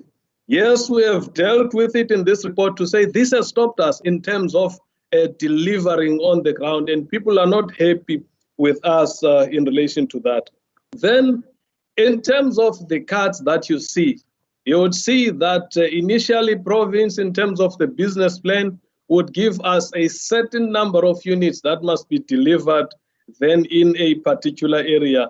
And then through quarterly meetings that we have with province, you would see that some of those numbers are then reduced to a number that is realistic, that we can, in fact, from the time that we had that meeting with province to the end of a provincial financial year, we would then be able to deliver the number of units. So it it does not necessarily mean that we are now reducing the number of units that must be delivered in that ward or in that project, but it is based on the time that is left in that financial year for us to be able to deliver those number of units. If we still in a particular area had to deliver a certain number of units, that certain number of units would still be delivered. But what would then happen is that in terms of the time frame in which those units would be delivered, that then changes. For example, if you look at the case of Tlalani, where the budget was 8.5 million, where we wanted to deliver 66 units, that was revised on the basis of what would then be delivered in terms of the time that was required, because we had that meeting with province in October last year, and where it was decided that it was impossible for us to deliver 66 units at that time because of the challenges that we had in that area. We had topographical areas, we had earthworks that needed to be done. Then it made it impossible for us to say we are going to deliver 66 units. And we had to be realistic in terms of that. But it does not mean that the 66 units are not going to be delivered. It then means that there is a postponement in terms of the time frame that was placed there in terms of delivering of those units. But those units are still going to be delivered. Then the other aspect that one needs to look at is that in terms of the business plan, provincial government would give us certain numbers in terms of the business plan, and they would say 50, 30, 20, and I think in most of the time they would say 50 units are going to be delivered each financial year in each area without actually doing an in-depth look in terms of the number of units that would be delivered in that area. And some of the areas would not be able to deliver those. And then what then happened is that in our quarterly meetings, we then discuss those to see how many real units can in fact be delivered in those areas. But we don't want to cut the number of units to say units that can be delivered, unless it's just a postponement from time to time in terms of that. Now, in terms of the legislation, yes, ITP is a key document that is used in terms of the delivery of the housing units, in terms of that housing mandate, which is why you see on the ITP that each and every ward, in fact, most wards would have housing as one of those priorities which they would want to deliver. But delivering of this mandate then depends on the availability of land. It depends on the availability of services within that area. It also depends on the availability of bulk services in that area, because we may not merely say that we are going to deliver a number of units in an area where we know that bulk services are not there, because it tells us that we will be unable to deliver those number of units in that area. But ITP is in fact key. But when one looks at an ITP, you've got what people identify as needs, you've got what people look at as wants. And some of those things that they look at as wants is some things that we may not be able to deliver. It is then the responsibility of the ITP manager to go and say, whilst you have identified these as your needs, these cannot be priorities because of reasons 1, 2, 3, 4. And this should then happen on the ITP meetings that take place every year, so that people can in fact have an understanding and appreciation of what would be done in their area, so that it doesn't result in the kind of frustration that we see from time to time. It is correct that the business plan of province, which we receive, should form part of the SDP, because it gives us what is the commitment from province. It gives us what is the amount of money that they have decided to invest in our area. I've already said that litigation is a problem, and I'm hoping within the next few weeks that that litigation is going to be dealt with. Public meetings, in the past we did have public meetings, we've held public meetings, but it has become an issue that we cannot have at this point in time because of the current situation. But it is part and parcel of the modus operandi as human settlements that we need to have. Then Heide Valley is a project that is still within a planning phase. Yes, we have started with having a plan, a framework plan, which was developed and approved by council. Now, the next step in terms of that is now to have a proper plan now, or a detailed plan, where we have a layout plan for that area for development that has to take place. And that will be based in terms of that framework plan, which has been developed now, which is in existence. But however, there are other studies that need to take place that would include your environmental impact assessment and other studies. And fortunately, already we've got National Treasury assisting us with some of the other processes that need to take place in terms of the neighborhood development plan. And that is already in a tender process now. So there is some work taking place in relation to that. And we are dealing with that Heide Valley project. We understand the frustration because that Heide Valley project is taking a long time, but it's a flagship project for Knysna municipality. Then in terms of Tlalani fence, and that is the fence not only for the TRA at this point in time, it is a matter that is not reported here, but in the meeting that we would have with the ward councillor, we would deal with this matter because we have agreed, province has agreed that that TRA must be fenced. We have also applied for funding to make sure that some of the areas which are unsafe in Tlalani, in fact, do have a fence. And this is something that we would deal with the ward councillor, and we would produce the necessary documentation to show that, in fact, the work is done. That is the same when it comes to the road that is currently being built in Damsebos. We will deal with that. The slippery soil situation, it's a matter which has been investigated, and the investigation in itself has shown us that we cannot, in fact, develop in that area. If we had to develop in that area, the cost of developing in that area would be massive. We have had that discussion with the ward councillor, but what we have then said is that we need to have another geologist looking into that area, because we don't want to put people's lives in danger in terms of this, where the houses would then move and then the structures would not be as they should be. The issue of sanitation in the Wendy houses is an issue that we are dealing with, and that is in Tlalani TRA, and that is an issue that we will deal with the ward councillor in the meeting that we are going to have. Then Kolweni, as asked by councillor of Ward 4, there is an issue of 41 double stories which have been built there. This is an issue that has been affected by the current litigation, and those houses have been sitting there for some time now. And because of this litigation, nothing is happening. But we have then said that in terms of the current GCC, there is a mechanism that we can use then to extend the contract of the existing contractor working in that area to make sure that by the time that the current houses are finished, also those houses are finished. We are now in the process of getting quotations from the current contractor so that we can table a report before the PAC to make sure that those 41 units are then also finalized.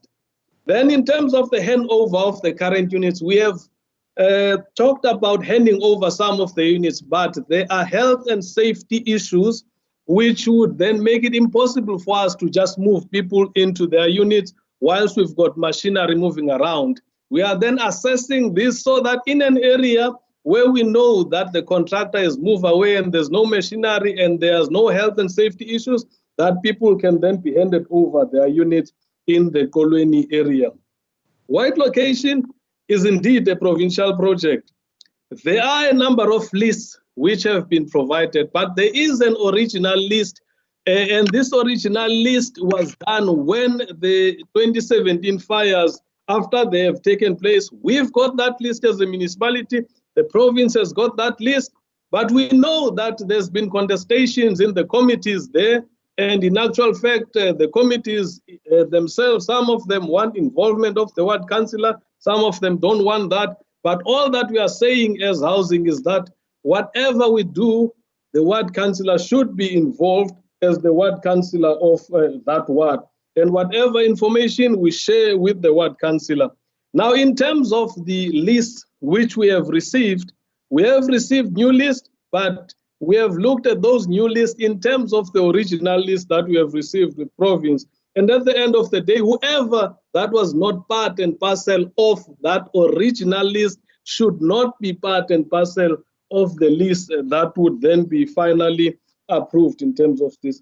But this is an issue which has become a problem in Knysna at this point in time, in that we do not, as a municipality, have a beneficiary management policy which would then say who is supposed to do what. We find that committees are starting to act as beneficiary management committee, and they want to take decision in terms of who benefits. When we know that the housing code is clear, that administration is in fact has got that responsibility of beneficiary management. This is an issue that we still need to table before council to say this is a beneficiary management policy, and that beneficiary management policy must then be workshopped with the community and community structures so that we don't have the kind of problems that we have when it comes to beneficiary management.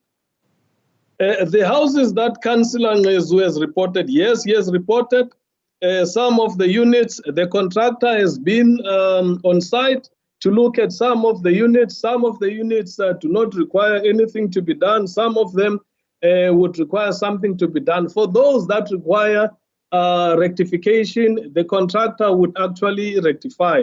But what we've done in the case of Bloemfontein is we've done beneficiary management education.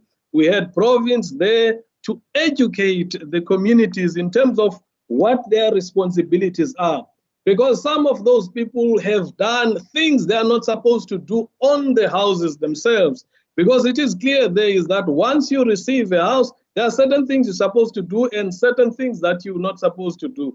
Some of them have decided to connect electricity illegally. Some of them decided to dig holes into the houses, and now one finds that there's a crack because that person decided to now build, dig a hole there and do all illegal things which are illegal also in terms of the national building regulations, and they now expect us as council to go and rectify that.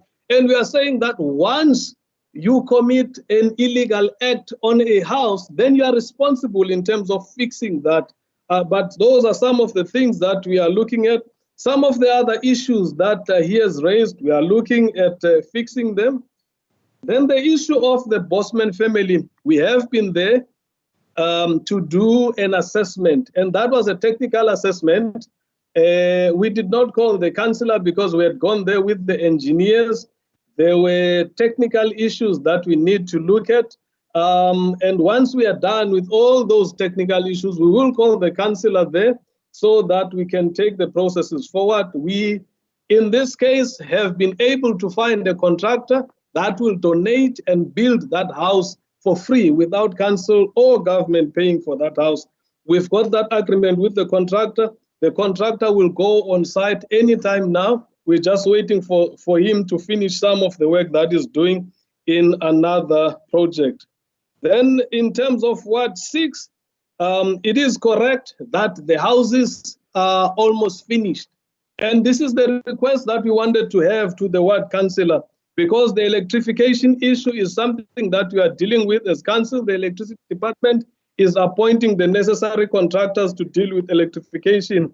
But we wanted that undertaking from council to say, can we move the people to houses that are finished now so that we cannot have the issue of vandalism of those houses? So I'm happy that the ward councillor is actually saying that he is open to the idea of us moving the people into the finished houses at this point in time.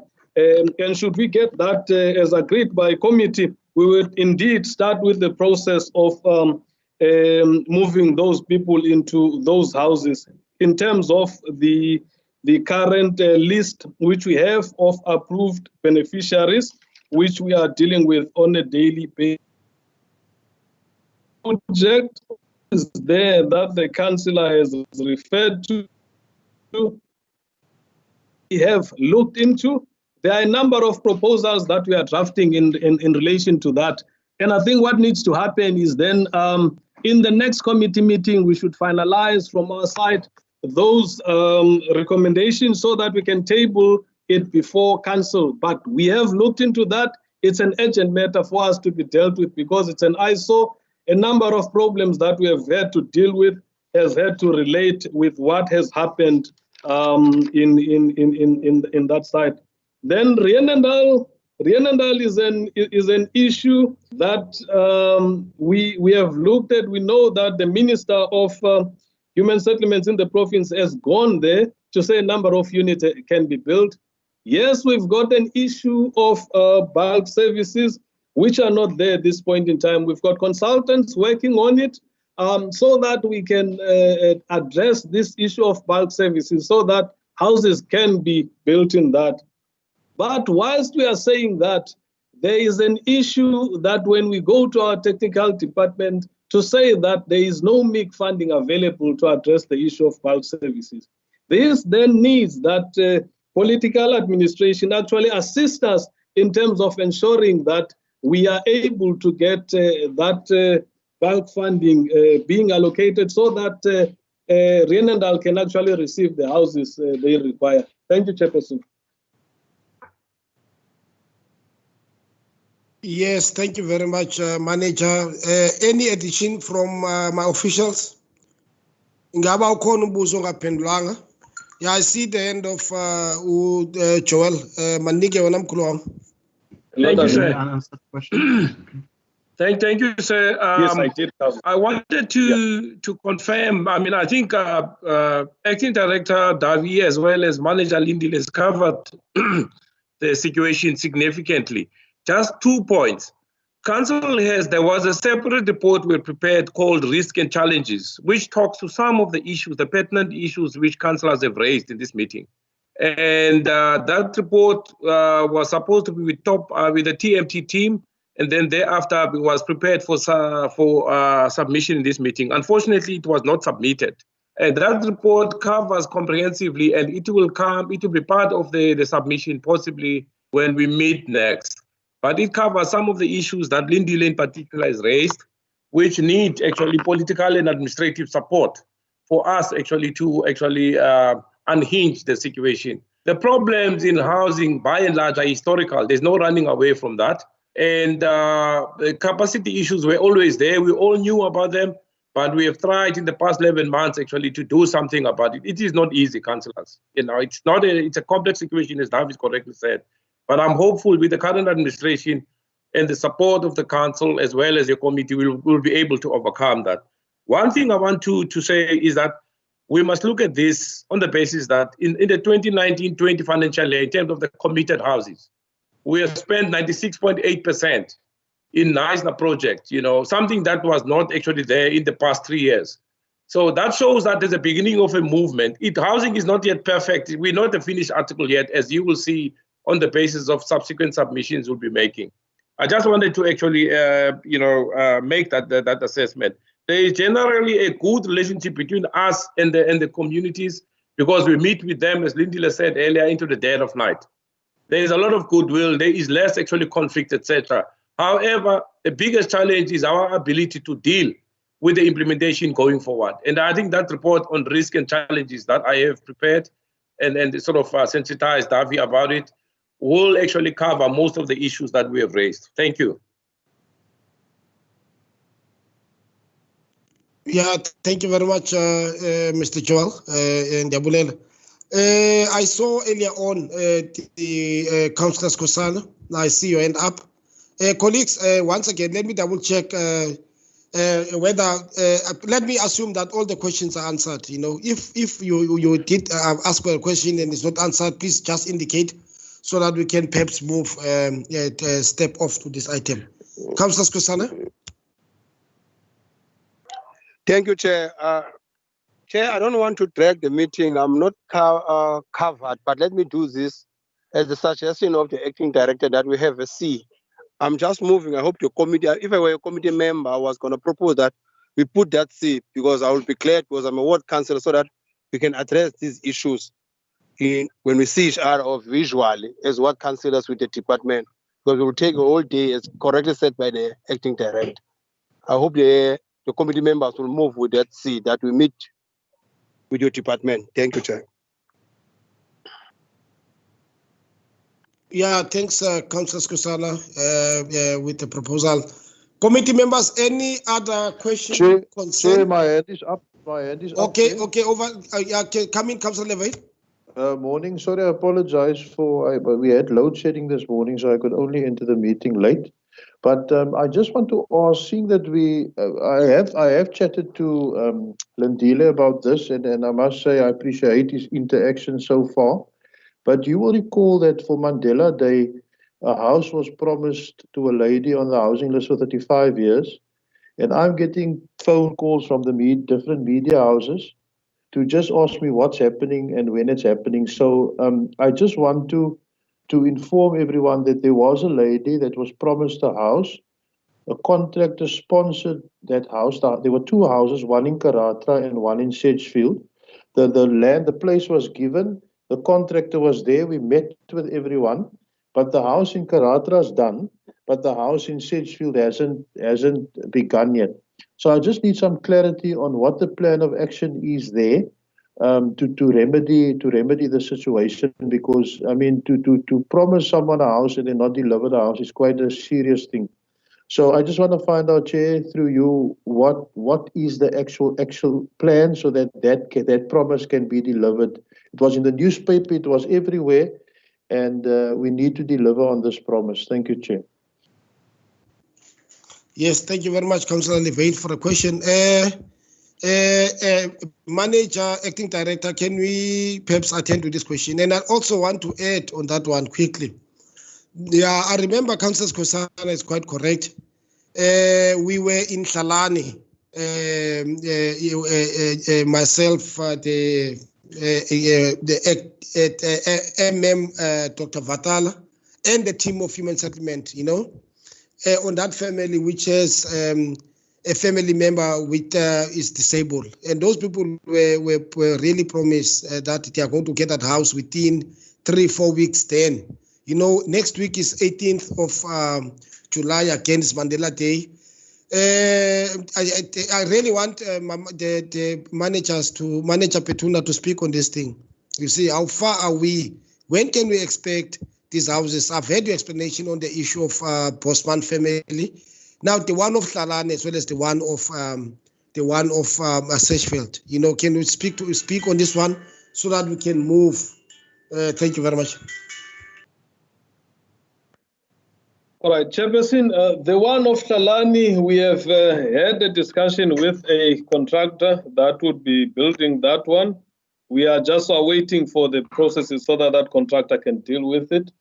The one of Sedgefield, it is the one now that we have to approach another contractor who was supposed to build another house to say they can then build that one. We still have to approach that contractor in respect of that one of Sedgefield. But we are looking into the matter. We have started informal talks with the contractor, but we need to formalize those talks.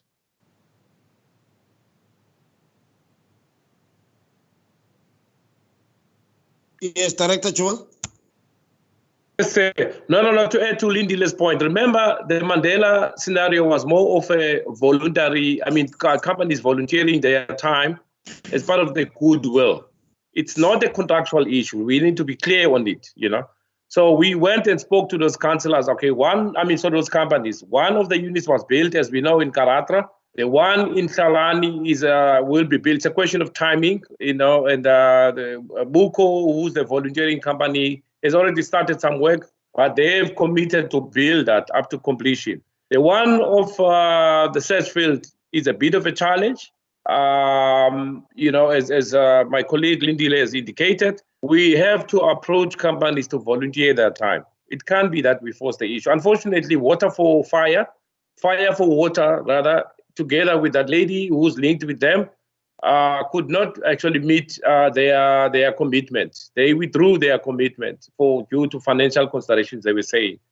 So we still have a challenge there. It's not for lack of trying. It's just that the companies that had volunteered withdrew their commitments, and we have now to look at other options, which is what Manager Lidile is explaining. Thank you, sir.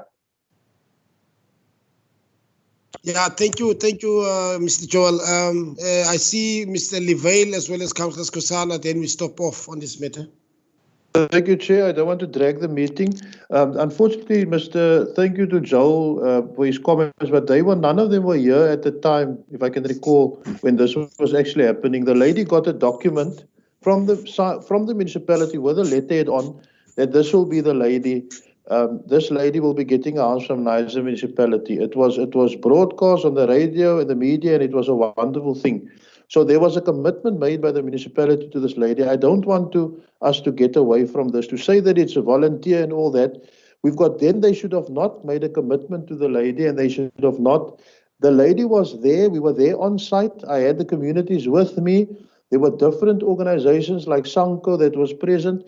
And it was very clear that house the municipality is giving this lady the house. So I want to urge the officials to please do your best to get this, to fulfill this commitment. The breach between the issue was between the municipality and this particular contractor, but we cannot now hold the beneficiary ransom because she was given a document from the municipality to say this is her place. So please, if we can I want to just clarify that if we can look at this as a matter of urgency. She was on the list for 35 years. If we can try to assist her. Thank you, Chair.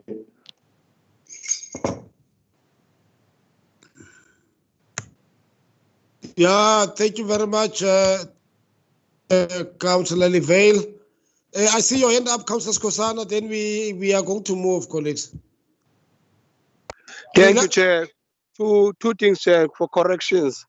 It's in OPAT, that house. Also, Chair, I think the former director need to retract his statement by saying that it's not voluntarily, whatever was he used, but correctly said by the councillor of Sedgefield.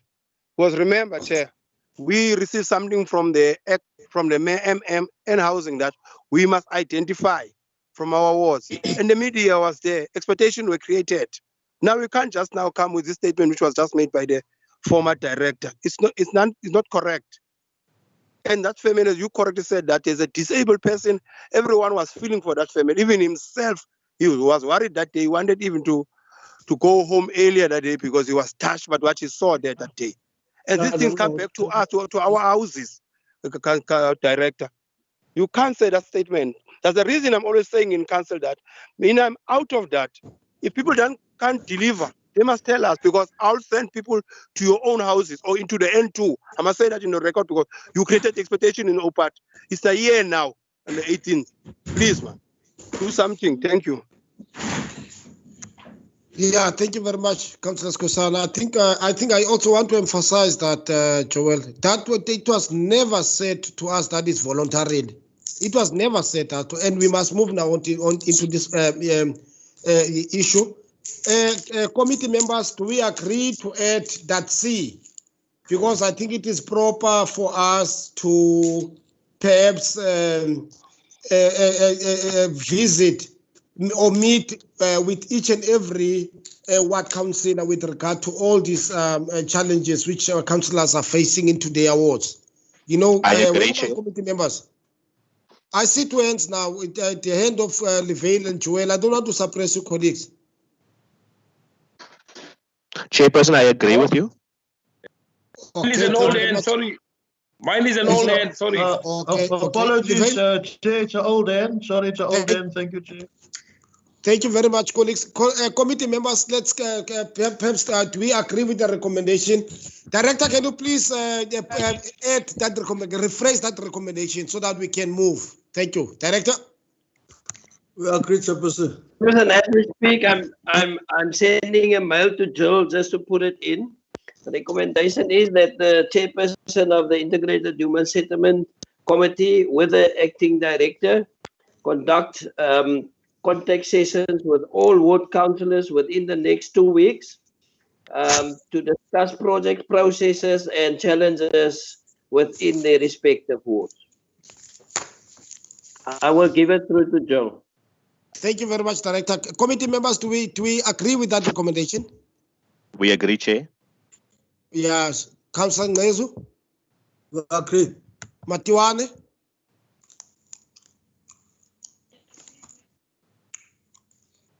No, thank you very much, agree, Chair.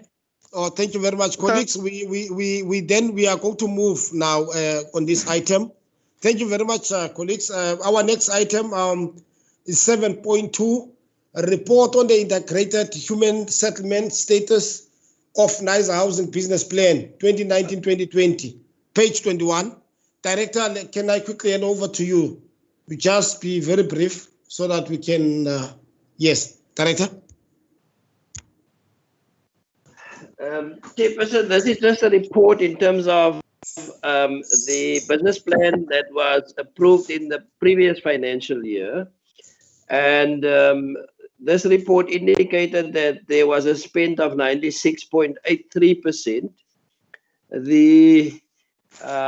So this is just to inform the council about the previous financial year's allocation and the spend. Thank you very much, Councillor. Acting Director. I see the end of Councillor Chokolo, then the Mayor.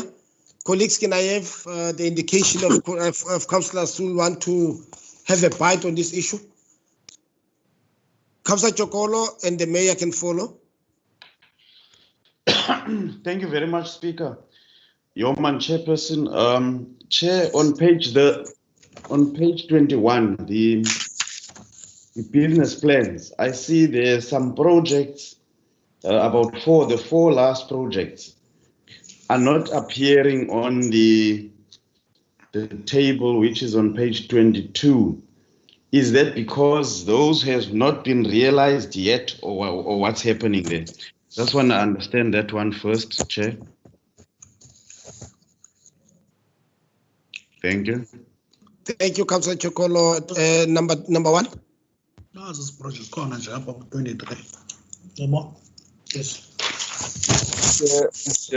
Chair, thank you very much. Just on page 22, and I go over to even the next item on page 24. Just for my own clarity, Chair. The only one, there was amounted nothing, that was the budget amount of 7.1 million. There was amount received 11.9 million, close to 12 million rand, Chair. So I just want to understand how any person should read this table, Chair, because of the table that is on page 25 again. In specific, when you read that one, amount received 3.5, let's say 3.6 million rand. So it's difficult to understand that ask for funding for 7.15 million. You raise the issue of amount received of 11.9 million. And then on the next one, on page 25, and there's now unfortunately another, Chair, there's another item. On page 25, you said, okay, the amount of funding is still 7.1 million, but you received 3.596 million. So a layman like me, and I'm an idiot, be the first person to tell you, what should I read into these figures? Thank you. Yeah, thank you, number one. I hope, Director, managers, you are taking notes. Councillor Skusana, then Councillor Matika. Chairperson, it's Chokolo. If you can just allow me, Chair, I don't want to be confused. Are we also dealing with the 7.3 item, which I think Councillor Fanas Vichen was mentioning now? Are we dealing with them both simultaneously? No. Chair, I see the end of the Director, but I'll suggest that we deal with item by item so that we don't really lose the what to call here. But let me quickly hand over to the Director quickly. For his advice before I give to Councillor Skosana and Matika. Director. Chairperson, can I speak? Yes, Director, shoot. The item 7.2 is dealing with the previous financial year's allocation. So that is just the report on the amount of funding received. We must also take into consideration that the 69.4 million rand includes also the Bloemfontein, the provincial project. So the money that we've received is less than the provincial project because they pay it directly to the service providers. So that item 7.2 is only dealing with the previous year's financial allocation and funding received, and in terms of that, the table on page 22 excludes the funding for Bloemfontein, the provincial. That is why the figures doesn't correlate, because it's excluded. So just bear in mind the next 7.3 is the current financial year that we are dealing with. No, thank you very much, Director. Colleagues, the Director have clarified. Yeah. Do you want to come in, Joel? Yes, I just want, unfortunately, to my colleague Davi, it's a white location, not Bloemfontein, the provincial project, okay? The one that's funded by province, that's developed by province. It's a white location, the fire disaster projects. Then also, just to say, as Davi has correctly said, the previous one, 69 million minus that project, that's what we've expended, close to 56 million. For the current financial year, we've already, from 1st of April, for you to read it easily, from 1st of April up to now, we've made claims of up to that amount, 7 million that we've expended, okay? So there is movement in terms of the current financial year. In other words, projects, these are multi-year projects. Projects are not funded in 1 year. They're funded over maybe 2 or 3 years, depending on the nature of the contract. So we have spent 7 million. That's what we're reporting in terms of this report. Okay? Is that clear now? I hope that is clear enough in terms of... Sorry, Davi, I had to correct that thing because it might be recorded. It's not Bloemfontein, it's white location. Thank you, sir. Bye-bye. Thank you, Director. Thank you. Sorry, thank you, Joel. Yeah, colleagues, let's deal with these items. Let's deal with 7.2. Then when we're done, we are going to move to 7.3. I saw two hands, the Councillor Skosan and Councillor Matika. Then if there is no any other hands, then we can quickly proceed, because as the Director have just indicated, this is for the last financial year. This is just to take councillors into confidence as to what happened last financial year. Yeah, Councillor Skosana, Councillor Matika, then we move. Thank you, Chair.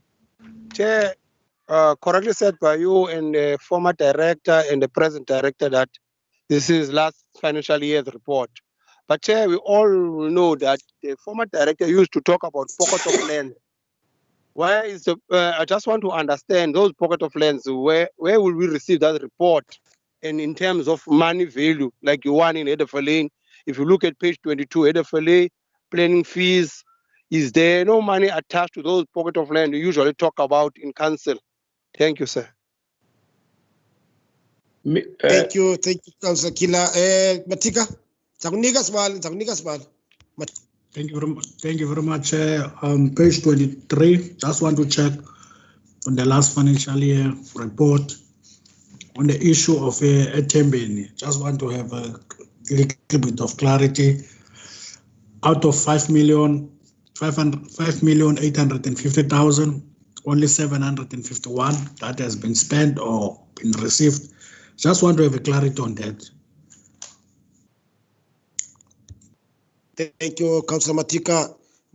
Can I give over to you, Councillor Chokolo, then we allow for officials to respond.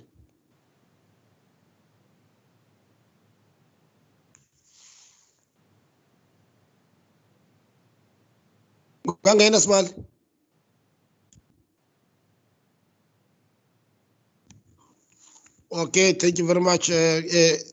Councillors, can I have Director Joel and Lindile? The floor is yours.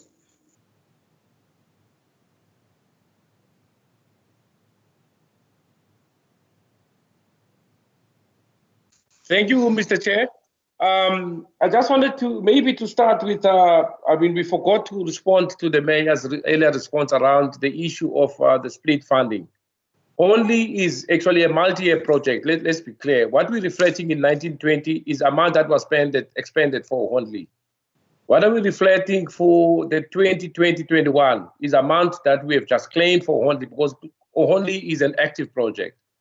The reason why the correlation is not there sometimes is because province in a financial year does adjustments, like we do budget adjustments.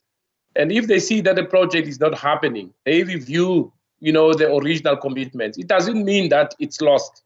As Lindile explained earlier, it means when we go and meet with province again on a quarterly basis, we can make a case for further augmentation. And they've given us a letter saying they will augment those costs. Those costs, that budget is not lost. I just wanted to explain that. On the issue of land raised by Councillor Skosana, it's a very good point that he's raising because of the current the need for de-densification in Knysna. I mean, the northern suburbs issue as well as Reenendaal up to Sedgefield, it's a massive problem in terms of densification and land invasion. So we have approached province with proposals, to give us actually funding to do, surveying of all people on informal settlements. We have had advanced talks with the Department of Forestry, which has given us an indication that in terms of the asset transfer register regulations, they're going to transfer specific, 5 land parcels of forestry land, which has potential for us to decant people into, and also for future development, because Knysna has a running problem around land. So it's a very good question that he's asking. I have proactively interacted with Department of Forestry.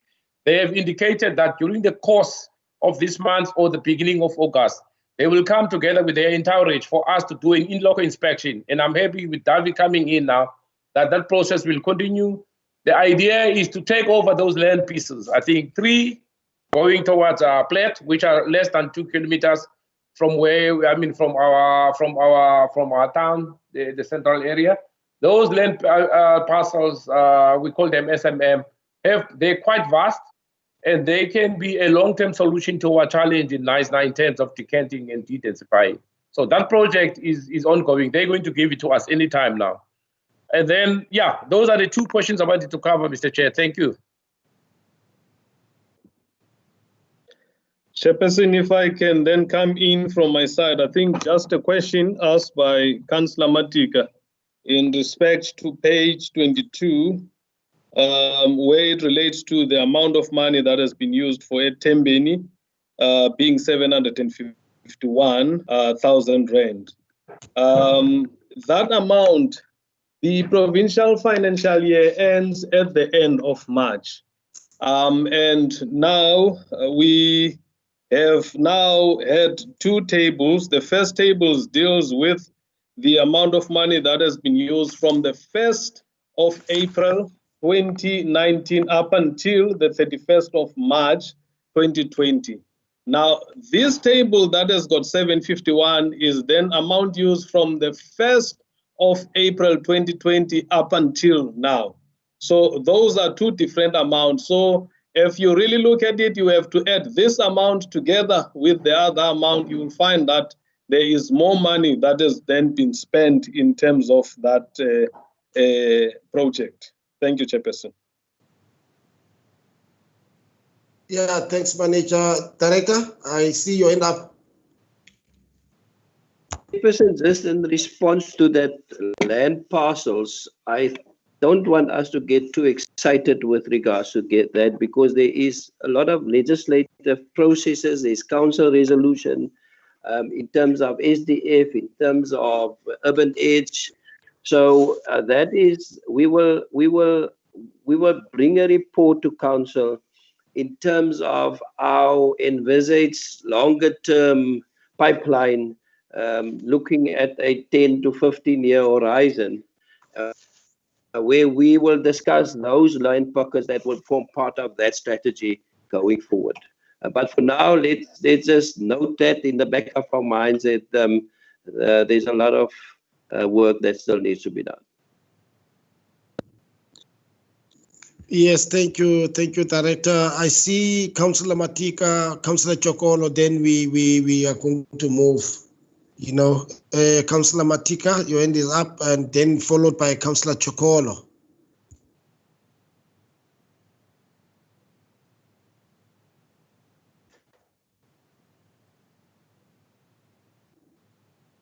Okay, Councillor Chokolo.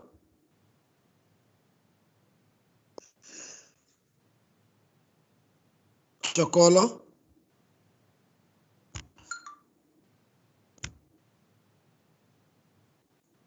Okay, thank you very much, colleagues. If there is no other questions with regard to this report, and our recommendation is on page 23, that the content of this report on the performance of the 2019-2020 human settlement business plan be noted. You know, do we agree, committee members?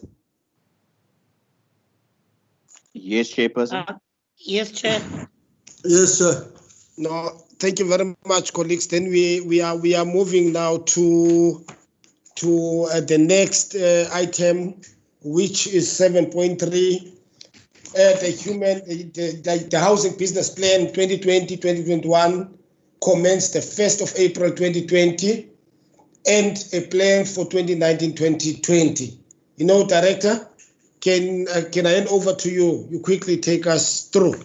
Just short and brief. Thank you, Director. Can I ask Lendile to just take us through that, please?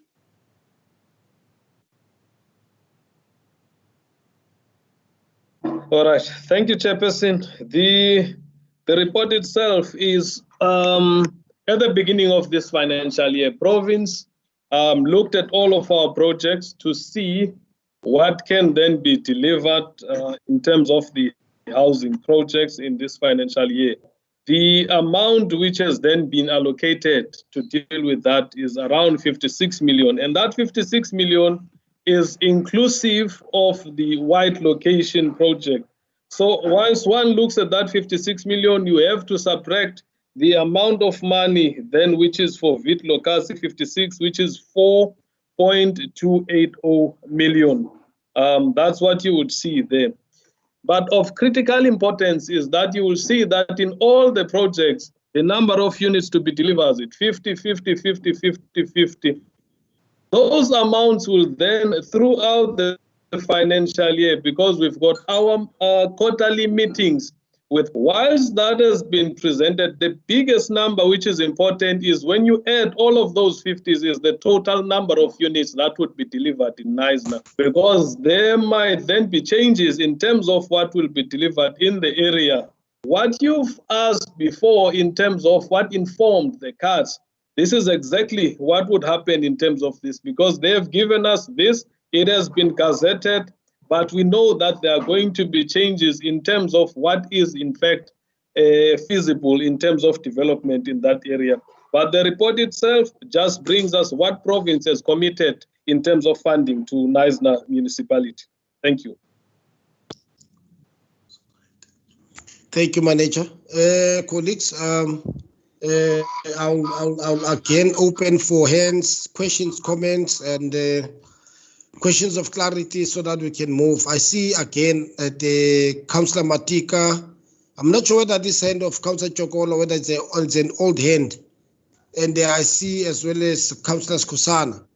Yeah, I'll give you colleagues on that order, Matika, then Chokolo, then Councillor Skusana.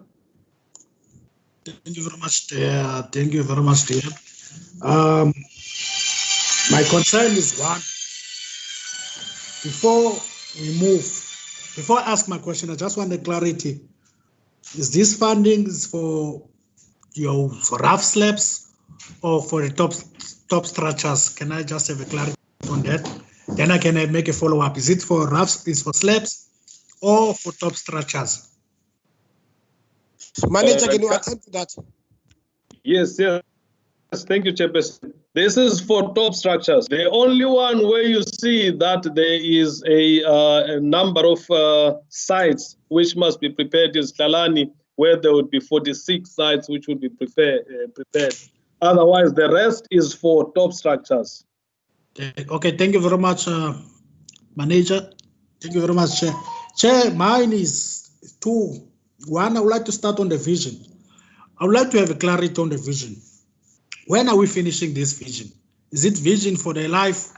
We're going to still build 2, 10, 15 on the vision? Because that 50 is, it covers Congo, what 8, it covers what 7, it covers what 3, it covers what 4, if I'm not mistaken. That's a vision. So on that 50, which means all those words, we must divide maybe 10, 10 or 5, 5. 5 in Concordia West, 5 in Damsapos East, 5 in Damsapos West, 5 in Bongani. So I just want to have a clarity, when is this vision ending? Because we need to have an ending date of the vision, so that we know if there are 200 houses left on the vision, we must finish those whole 200, because this thing of 10, 10, 10, 10, 5, 5 is really not assisting. Coming to my second question. My second question is that it's not even a question, it's a concern. If you check vision, about 6.5 million, you check about 9.2 million in terms of Salani, you check Happy Vale about 6.5 million, you check Etembeni about 5.8 million, you check Etembeni and Happy Vale about 5.8 million. There are two questions that I'm worried about. And I believe that this money may not be spent. We might go to the time that when the provincial government will have an adjustment, maybe this money will be taken away. Because there are two issues. One, the current contractor that is busy on site, that is doing rough slab, is very, I don't know, his job is very slow, and he's still struggling to do those other slabs. Especially at Tembeni. At Tembeni, we talk about 50 units, while you have about 30 slabs. Happy Vale, we talk about 50 units, while we have about 19 or 20 or 23 slabs. So one of the issues that the money will not be spent fully. I'm worried about that.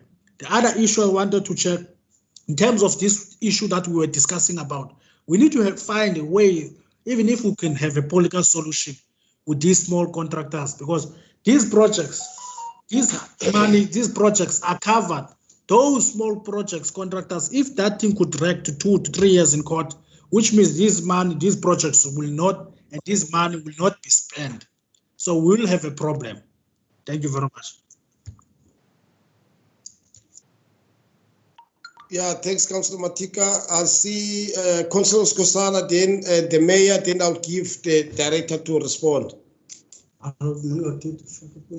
Chair, Chair, I'm informed that the N2 is closed by the people of Hlalani. Can your team check what's happening there in terms of housing? There's housing issues there. Moving further, let me go to the agenda. At page 24, I'm also going to go to the vision issue, Chair. The vision issue, Chair, if you read page 17 in SDP, the function there says it's a function of housing. And the project description is nice and vision. Then we went further, what location? It said Ward 3. But you'll find out, as Councillor Matika correct saying, that vision project has been break up to all these areas. But in our SDP, it says for Ward 3 only. How can that happen, sir? Moving further, Chair, we go to page 25. In page 25, where I'll need to an understanding that there is a line saying that the following claim have to date been submitted to the province and are still outstanding relatively to settlement. Was this been written before going to printing? What are the new development in terms of this statement? Also going to search field, you see the amount there, it's there, but when you go to amount received, it's blank, Chair. Is that an error or what? Thank you, Chair. And Chair, please send Theo Meva to go and check what's happening in Hlalani. Thanks. Yeah, thanks, Councillor Skosana. The MM is busy dealing with that situation, and Councillor Skosana, and I'm sure the director and the manager they are on board. I'm not sure, but then I did spoke to the MM earlier on. He did indicate that in fact this busy dealing with that situation. You know, and thank you very much, Councillor Skosana again. And we said the third person on the line was the mayor, right? Mayor, over to you. Sorry, before the mayor. Sorry, Mayor, don't respect me. Chair, next time you must form the MM. There's a ward councillor. You must also link with me. I'm a ward councillor. If you want my working relationship, you must start now, or you'll work alone there. No, noted, Councillor Kosana, noted, noted. He just, when he left, he was part of the meeting, he have just sent me a message to say there is a problem there, which is busy dealing with it. That's how I got to know. Thank you. But I've noted what you have just said. Number one. Chair, I need to reprimand Councillor Kosana, please. I need to reprimand. Tastera, I've noted you. Okay, can you hear me?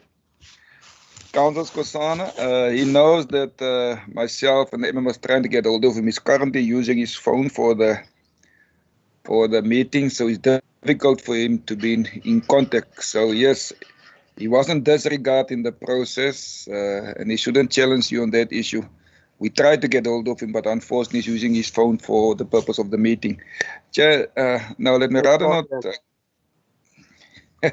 let me rather not go further. It actually wasn't old then, but thank you for allowing me. Just to clarify that to Councillor Kosana. I am concerned about the NPS.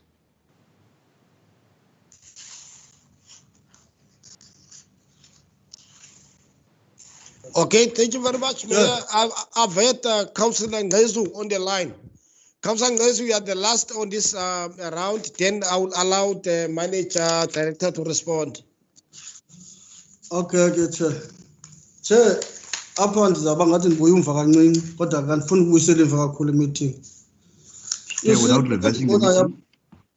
Okokoko kandibona ku-7.2 uqolweni noBloemfontein unit of. I've been noting on 7.2 is Kolweni and Bloemfontein. Kubekho ulokishi phaa ezantsi ku-7.2 ba-empty. Again, number of white units. location in 7.2 is empty. Now, Tastera, Tastera, kupage bani? Hayi zama nje uthi 7.2 kodwa ke ndiya ku-7.3 apho ndiyakhona. I'm more to 7.3, but it was the 7.2 that I commented on. Now kwapha ku-7.3 uqolweni nelokishi no-50 units. Again, Kolweni, white location is 50 units. Understand that television just 50 units. Uqolweni neBloemfontein.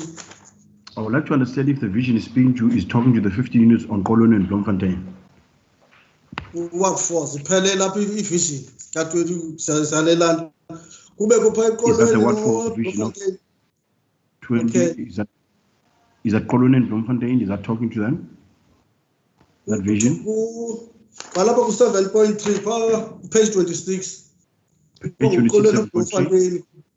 Into endifuna uyazi ke phaa kulaa nto kukho mali amount zibekwe phaa o-7.5 no-2.8 tontoni. The amount is Zimali ezishiyekileyo 7.5. zimali ezikhoyo for iBloemfontein oqolo okanye kwenzeka ntoni ndifuna nje Is it the uunderstand. outstanding funding there for Bloemfontein and Kolweni? I would like to understand that. Enkosi sure. Thank you, Chair. Thank you, Tastera. Thank you, Councillor Ngezu.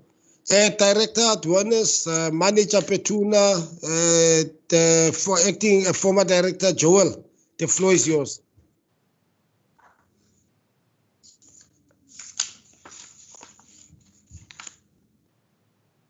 Lendile, you can respond first.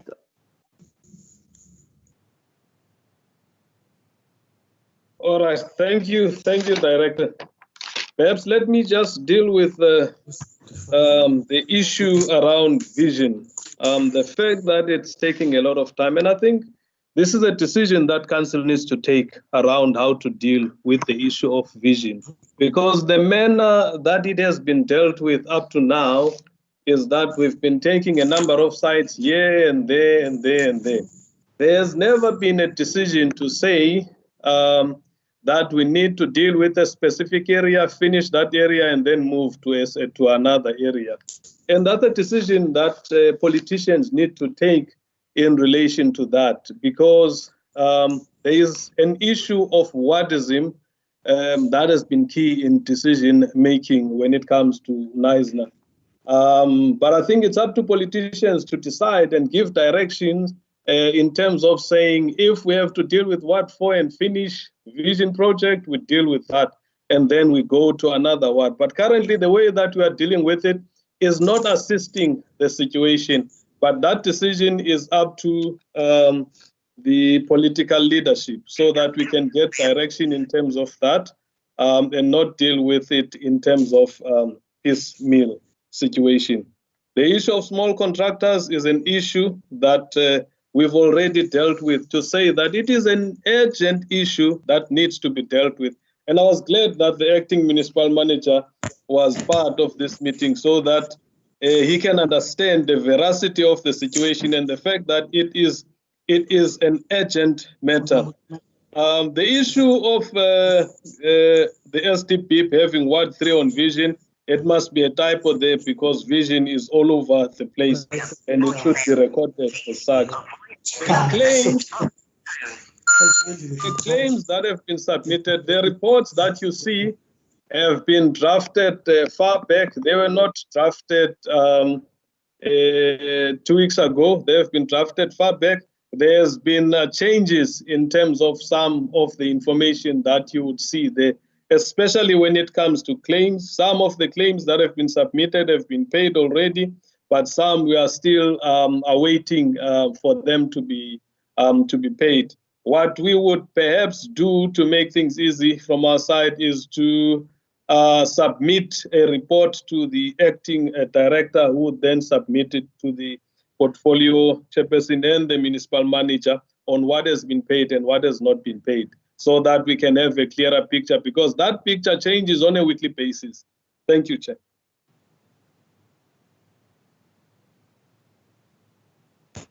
Thanks, Manager. Yeah, Director. And I just comment on the issue around vision. We mustn't forget that the strategy around vision was a long-term strategy that this municipal council adopted in 1995. And it's because of vision that there is development in the northern areas today.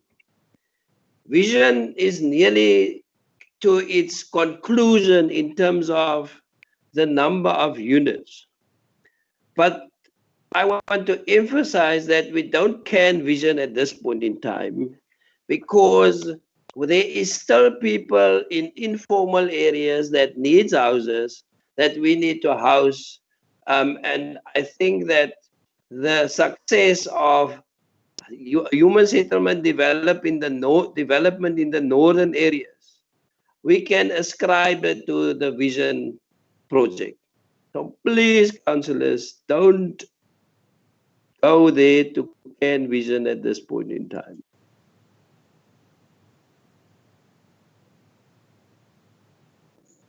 Thank you very much, Director. Councillors, I see Councillor Skosana, Councillor Matika again.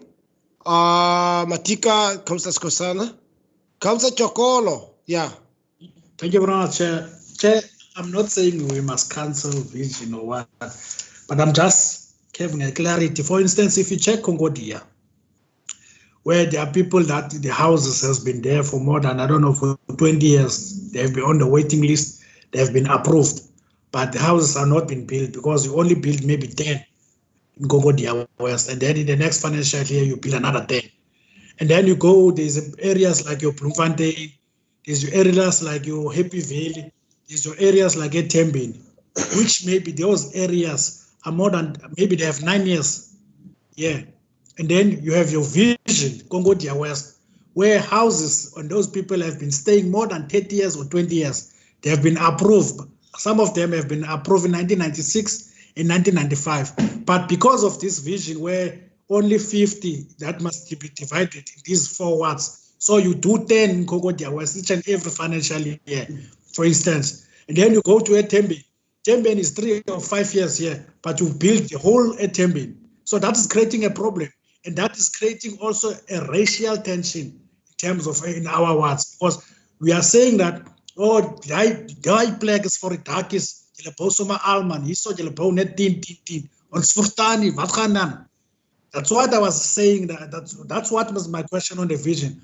When are we finishing vision? So that we know if in Concordia West it's about 100 houses left, then we do that whole 100 houses left. Then we must have a state and say that Concordia West, it's about 100 houses left.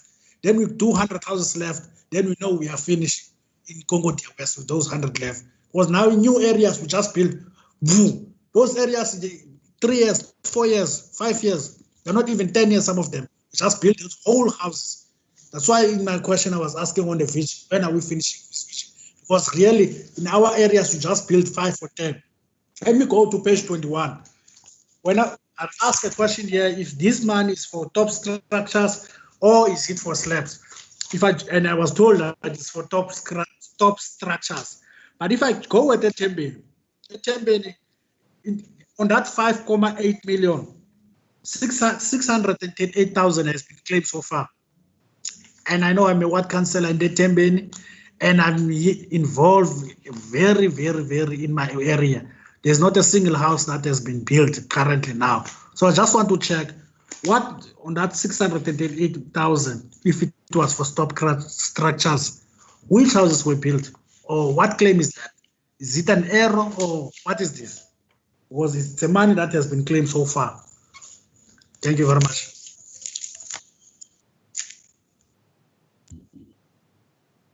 Yeah, thanks, Councillor Matika. Councillor Skosana.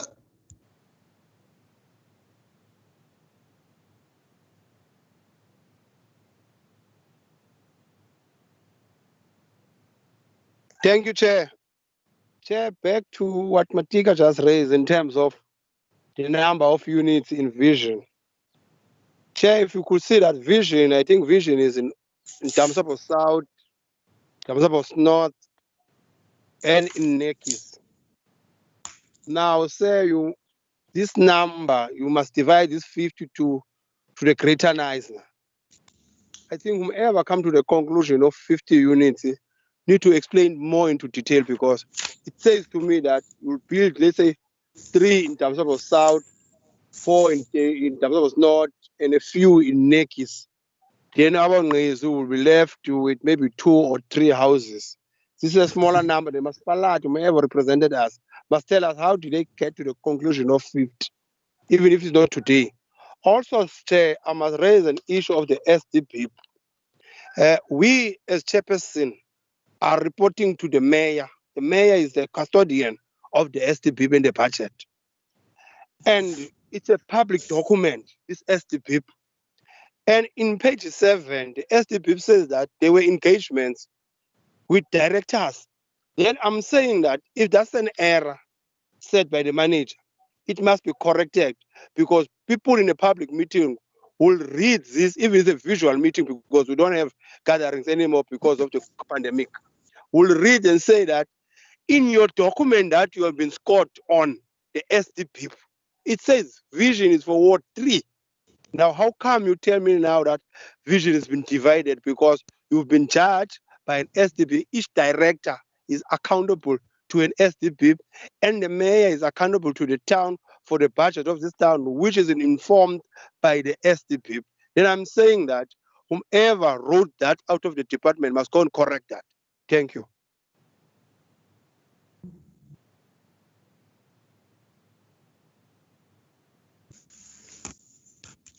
Okay, thank you very much, Councillor Skosana. And I saw the Joel. Is your hand up? Yes, sir. Just a quick one, just to reflect to, once again, I said there's a separate report called Risk and Challenges in NISA. One of them is the issue of land. NISA is run out of land, councillors. We have to, accept that reality. In cases, what Councillor Matika is saying is quite valid. But unfortunately, we might have projected a number. When the projections were done on the number of yields or units to be delivered, nobody took into consideration what Lindile spoke about earlier, the fact that the town planning authorizations were not done. Some of the land was not properly planned. It's on slopes. It needs geotech, and the timing of all of this exercise. That is, and then the movement, more importantly, the movement of people to create space for development. That, unfortunately, in areas like Etembeni, did not happen timeously, and as a result, the contractor had to actually move elsewhere. We're waiting for people to decant and vacate space so that we can be able to develop. In Happy Valley in particular, Councillor Matika will bear testimony to this. We've had many meetings with him. We have sent a report to the TMT. about the fact that in Happy Valley, we have also run out of land. There are slopes that needs to be serviced, and we costed actually the price. We came to the agreement that it's going to cost us 40,000 within the subsidy, within the individual subsidy per each site, for us to actually compact and sort of ensure that the sites are actually developable. We have told our PMT to look into that, and we are about to look at 2 demo units in Happy Valley, in which we will develop a house, a service stands rather, for persons that do not qualify, as well as a demo unit built on alternative development material. That's what we're looking at now. And province has agreed to, as long as actually the demo unit is acceptable to the community, they will actually fund that within project, which means the council doesn't have to pay any additional costs. All of that will be spent within the cap of the individual subsidy. So all these things are there.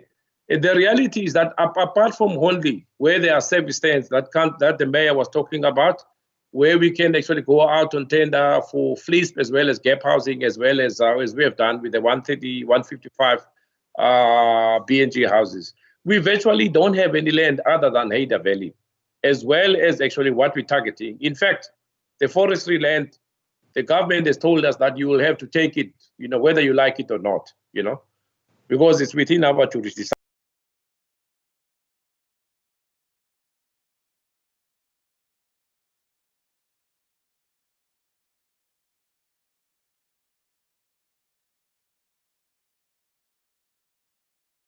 Just issue around optimization of its limited land parcels, and it's a problem that's included in that other risk report. And I think when you see it, you will see the pitch that begins actually to sort of indicate what is possible and what is not possible. Thank you, sir.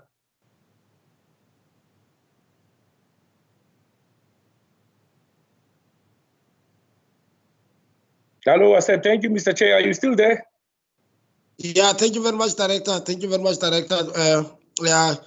Colleagues, do we, there's any other hand, any question of clarity, which, I see the name of, I see the Director. So I just wanted to check the last round, colleagues, if there's any questions, so that we can perhaps move, and on this item. I'll hand over to you, Director, and if there's still other hands of questions, then we're going to take them, then we move off from this item. Thank you, Director. Over to you. Chairperson, the outstanding issues with regards to the concerns that the councillors has raised, we can also accommodate in our engagement with the ward councillors. What makes me concerned is that the questions that ward councillors is asking, they are supposed to be informed in terms of all development that's taking place in their respective wards. And I can see that there is a little bit of a gap with the communication in terms of how human settlements development in the respective wards. And I think we need to narrow that gap in our engagement with ward councillors.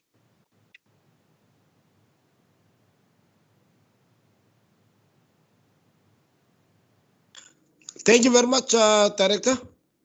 Colleagues, any other hand? Chokolo?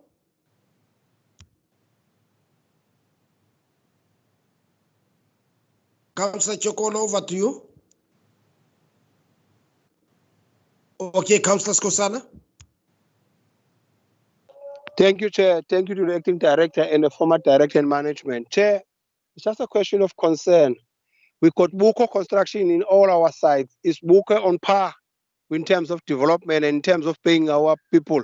I just want to double check that, because there's nothing here that allow us to ask those questions, but the people are coming to our offices, those who have offices. I just wanted to understand from the department that is Buko now paying his CLOs? Everyone is all right in terms of payment, securities of Buko, labor, everything is on par with Buko. Transport issues have been covered by Buko. Diesel issues that you always have been covered by Buko. Thank you, Chair. Thank you, Councillor Skosana. The Director? Chairperson, there is challenges with Buko, big challenges, but we need to deal with those challenges within the ambit of the general conditions of contract. I've instructed my officials to set up a meeting with BUCO in order for us to see how we can amicably part ways, because at this point in time, with 2 months left on their contractual obligations, there's only a 44% production in terms of that scope of work, and the red flags is going on. But I don't want us to discuss it on this forum. I just want to inform you there is a contractual obligations that we need to comply with in terms of and I've already instructed the consultants to deal with it in that way. Director, thank you very much, man. Colleagues, any other question? Yeah, but in the absence of the question, then Yeah. Okay. Skosana? Skosana, yeah. The last one, Chair, in terms of chemical toilets, is there any budget? Because we're in a new financial year now. I haven't checked the budget correctly. But is there any allocations? Can we start again asking for toilets? And emergency kit, Chair. Chair, in terms of emergency kit, Chair, I was at one of our satellites. In fact, I phoned one of our satellites. There was a transport issue there. Chair. Is that issue now sorted out, Chair, so that we can start receiving material for our communities? Thank you. Yeah, thank you very much, Councillor Skosana. My director, can you please attend to this thing of the emergency kit, as well as the baki, which always a problem of late in housing, as well as the issue of the toilets. Can you maybe, before we step off, maybe address one or two things here with regard to these things, Director? Over to you. I'm having a staff meeting tomorrow to deal with all the administrative challenges and issues. Amongst others is the transport of emergency kits. And we are currently in the process of the procurement of temporary toilets. I also have to look at the budgetary constraints with regards to that. But by tomorrow, I will have a good understanding of the administrative challenges and the capacity challenges within the directorate in order for me to come up with a strategy how to deal with those issues. The transport is an issue, but I will be able to deal with that tomorrow. Thank you very much, Director. Yes. Yeah, I see the end of Chokolo, Councillor Chokolo. Maybe it's all the end. Huh? Yeah, colleagues, in the absence of any other hand, let's move now. The recommendation is on page 26. Page 26, that the content of the Integrated Human Settlement Business Plan for 2020-2021 is approved by the Western Cape Department of Human Settlement, be noted. Do we agree, committee?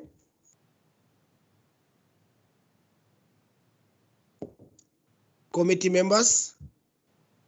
Yes, Chairperson, we agree. Yes, thank you, Councillor Tastera.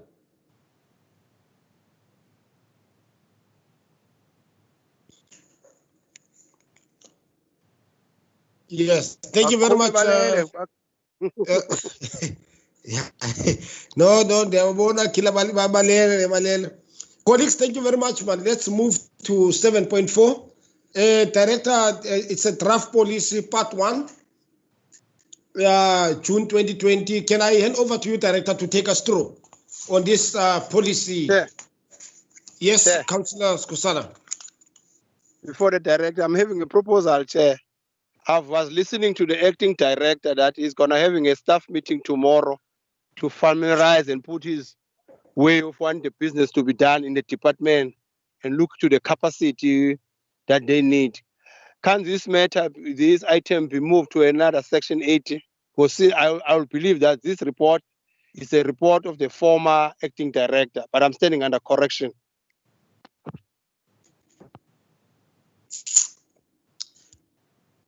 Councillor Skosana, I just want to capture you quite well now. You are proposing that we move this report, the report which you have just finished now, or which report are you referring to? I'm referring to the 7.41, the draft policy, because I was listening to Mr. Attorney saying that tomorrow is having a staff meeting and we look in terms of the capacity that you have in the department and his plans moving forward, how we want things to happen in the department. Now, I believe, I'm standing under correction, that this whole policy was drafted by the former director, which is Mr. Chuel. But if the department said that we must continue with this format, then it's fine. If it's fine by him as well. Thank you, Chair. Aye. Thank you very much. Thank you very much, Councillor Skosana. My committee members, I hope you are awake, colleagues. I see the end, Councillor Skosana, the end of Councillor Davis, and before we get to your proposal, Councillor Davis, can I hand over to you? Thank you, Chair. I have no problem with Councillor Skosana's suggestion. I just want to add, when the next report comes, if we can just get some information, you will know, Chair, that 2 years ago, and Maweto was still here. In fact, it's quite a time. I don't think it might be just under 2 years. But you recall that there was an official appointed for Sedgefield, a housing official appointed for Sedgefield. And I think it would also cover Karatra, if I'm not mistaken. But I know it was a lady that was appointed for the Sedgefield office, and I have had engagements with Mr. Petuna about it, etc. But I just want to bring it up to you, Chair, as a matter of urgency, and maybe to the new director to look at or to just explore this, because we've had now. I cannot explain to you the stress and the tension upon my ward committee representative that deals with housing, and upon myself to deal with minor housing issues. And whether it's everything from lists of people that you struggle with because of dynamics, or little minor issues like when roofs blow off or people's shacks burn down, etc. So we have been at a disadvantage in Sedgefield for a long time, but it shouldn't be like that, because there was an official appointed to work here. So we need to the new Chair, through you, to look at how we're going to resolve this issue. Get a person in Sedgefield so that we can actually have service delivery from the housing department in Sedgefield. And I think it's a serious matter, and I'm asking the new director to look at that and to deal with that seriously, because I don't understand how you can appoint an official for a particular area and then that official is never appointed to that area. So I want to thank you for that, Chair. If they can just follow up on that. Thank you.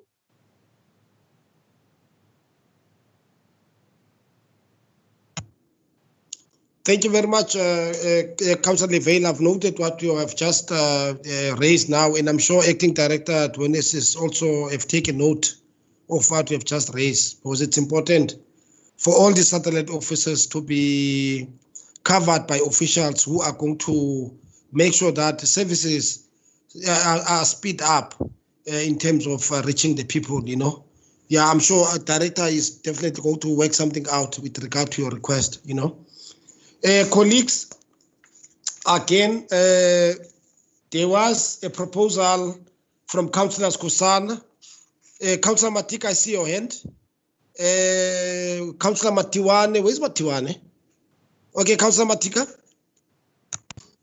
Councillor Mwezu. Okay, I might postpone. I also agree that it must be postponed. Councillor Mwezu said that this item must come in the next meeting. That was agreeing with Councillor Skosana. Okay, thank you very much. Councillor Strubel, committee members. Let me start with committee members. Councillor Strubel, what is your view? Must we postpone this item, this draft policy workshop? I mean, yes. Okay. Yes, sir. Chairperson, yes. Sorry, I get a dip here in connection, but yes, I agree that the stand over and then we take it to the next section. Thank you very much, Councillor Matiwane. Also me, Chair. I'm saying let it stand over. No, thank you very much, colleagues. The majority of my committee agrees that we must postpone this last item. Otherwise, as the chair, I'm guided by the committee, the views of the committee members. I also support that we must perhaps postpone this item. We'll just take it on the next section 80 of housing. I see the end of Councillor Matika. Is it the old end or is it the new end? Matika? Old end, Chair. Old end. Okay, thank you, Councillor. Councillors, this was a last item of this policy item.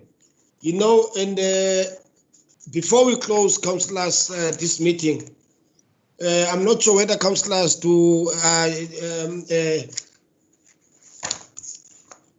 in terms of councillors are we all covered in terms of our ward? Because I think it's important, starting from ward, and I've taken note with what Councillor Skosana have raised, that the committee of housing, we need to meet all ward councillors with regard to challenges so that we can collectively see as to how are we going to resolve those particular problems. That one, it is going to happen as we've agreed about it, you know, councillors, this was our last item now. If there's any other issue which councillors might want to raise, and I'm going to hand over now for the last round, any other issue which we really want to raise, you know, so that if we're done with that one, then we're going to officially close the meeting. I'm just going to hand over, you know, and not suppress councillors, you know, particularly ward councillors.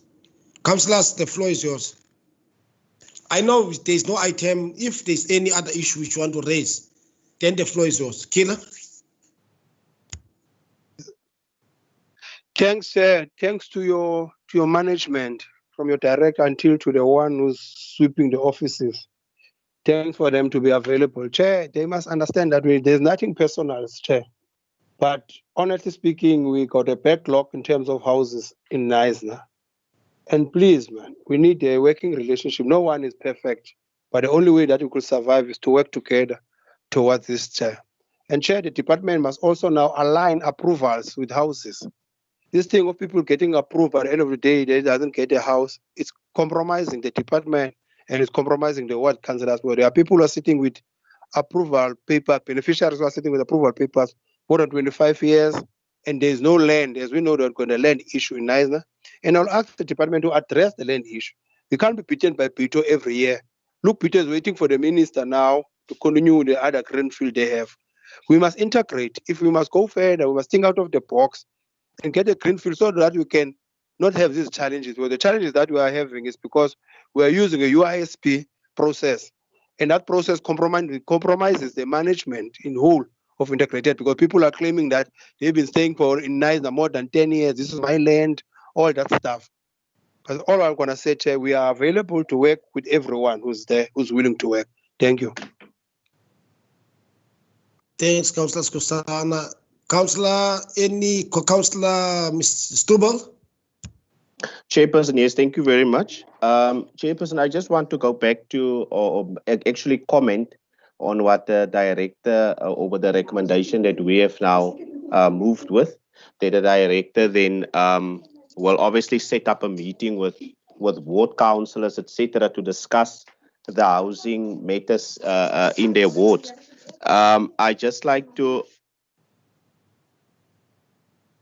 sorry, Chairperson, I've just took a dip there. I just like to suggest from the administration side or from the directorate that they obviously, I know that they will notify us, but that we have at least a time frame to prepare. And I think from my side personally, Chairperson, I would have a few things that I would be comfortable with at least giving them time for fairness to gather the information, and then with the engagement that we will have a constructive response. I think that will be fair to myself and also to the community, my constituents, that I obviously then will take this information to convey it to them. So for me, from my side, I would just want them to timelessly come back to us and say, this is the date. And then also, like, if I can give my submissions to them, that when we together, then we can have a fair discussion around it. Thank you, Chair. Thank you very much, Councillor Strobel. I see the hand of the mayor. Mayor? Thank you, Chair. As the ward councillor for Ward 6, can I just ask that the director and the managers concerned liaise with the individual, and this is my suggestion, the individual beneficiaries of those first 50 houses that have been completed. I don't know who they are. I hope that nobody else knows besides them or province. Liaise with them individually, informing them of the intention that they might move in prior to the connection of the electricity. I know that they've already indicated to me, those people that ask about the houses, meneer, hoekom trek ons maar een keer in nie? Het is beter om daar te bly as om in die omstandighede en die koue weer nog te bly agter in 'n jaar. So it's important, Chair, that I ask them to liaise with those people. Then, Chair, the other one which is a concern to me, I didn't see Councillor Opperman being part of this meeting. Can we ask administration, was there a problem with Councillor Opperman's connection? Because I believe that when it's come to housing and integrated human settlements, all ward councillors should be part of this to understand what is happening in their wards. So can I ask you, Chair, just to clear out or find out from administration, telling those guys, if there's something wrong with the connection of Councillor Opperman. Thank you very much. Thank you very much. Number one, I've just noted your concern about Councillor Opperman. I am going to make a follow-up with regard to that. Councillor Matika, I see your hand is up.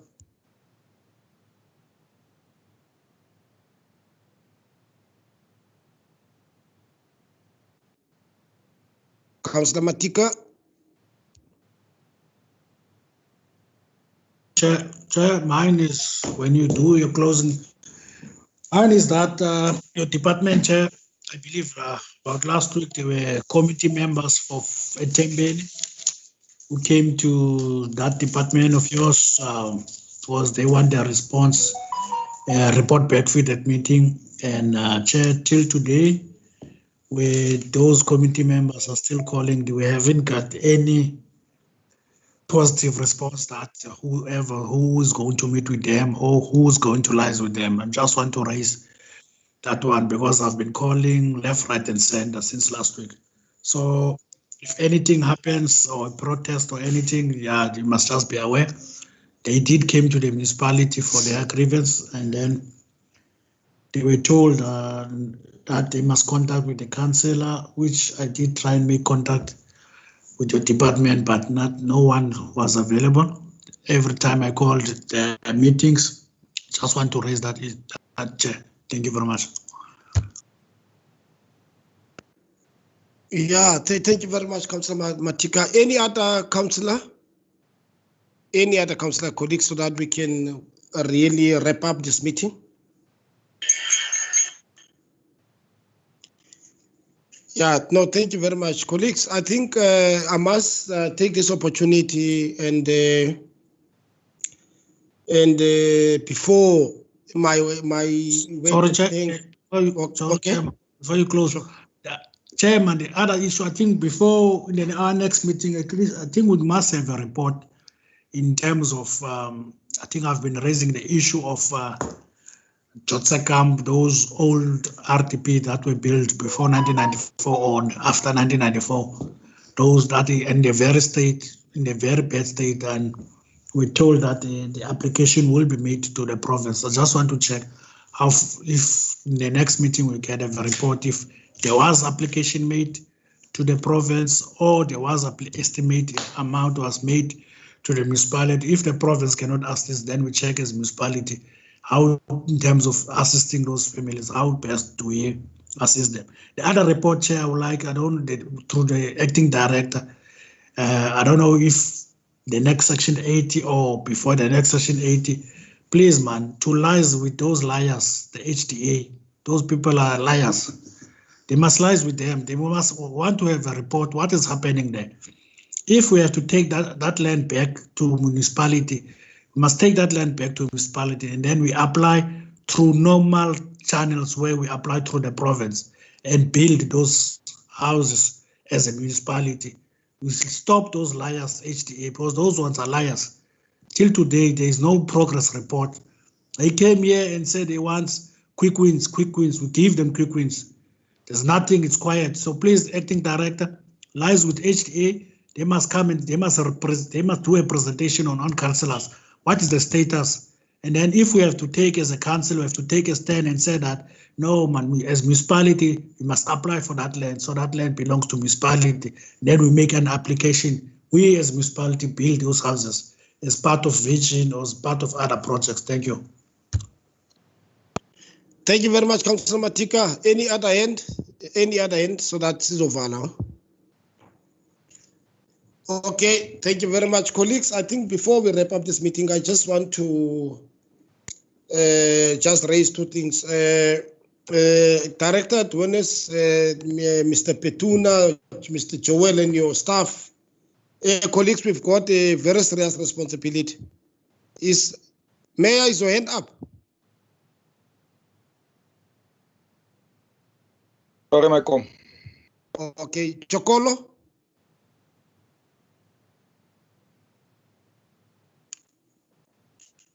Okay, thank you very much, colleagues. I think before we close this meeting, I just want to raise two issues to say.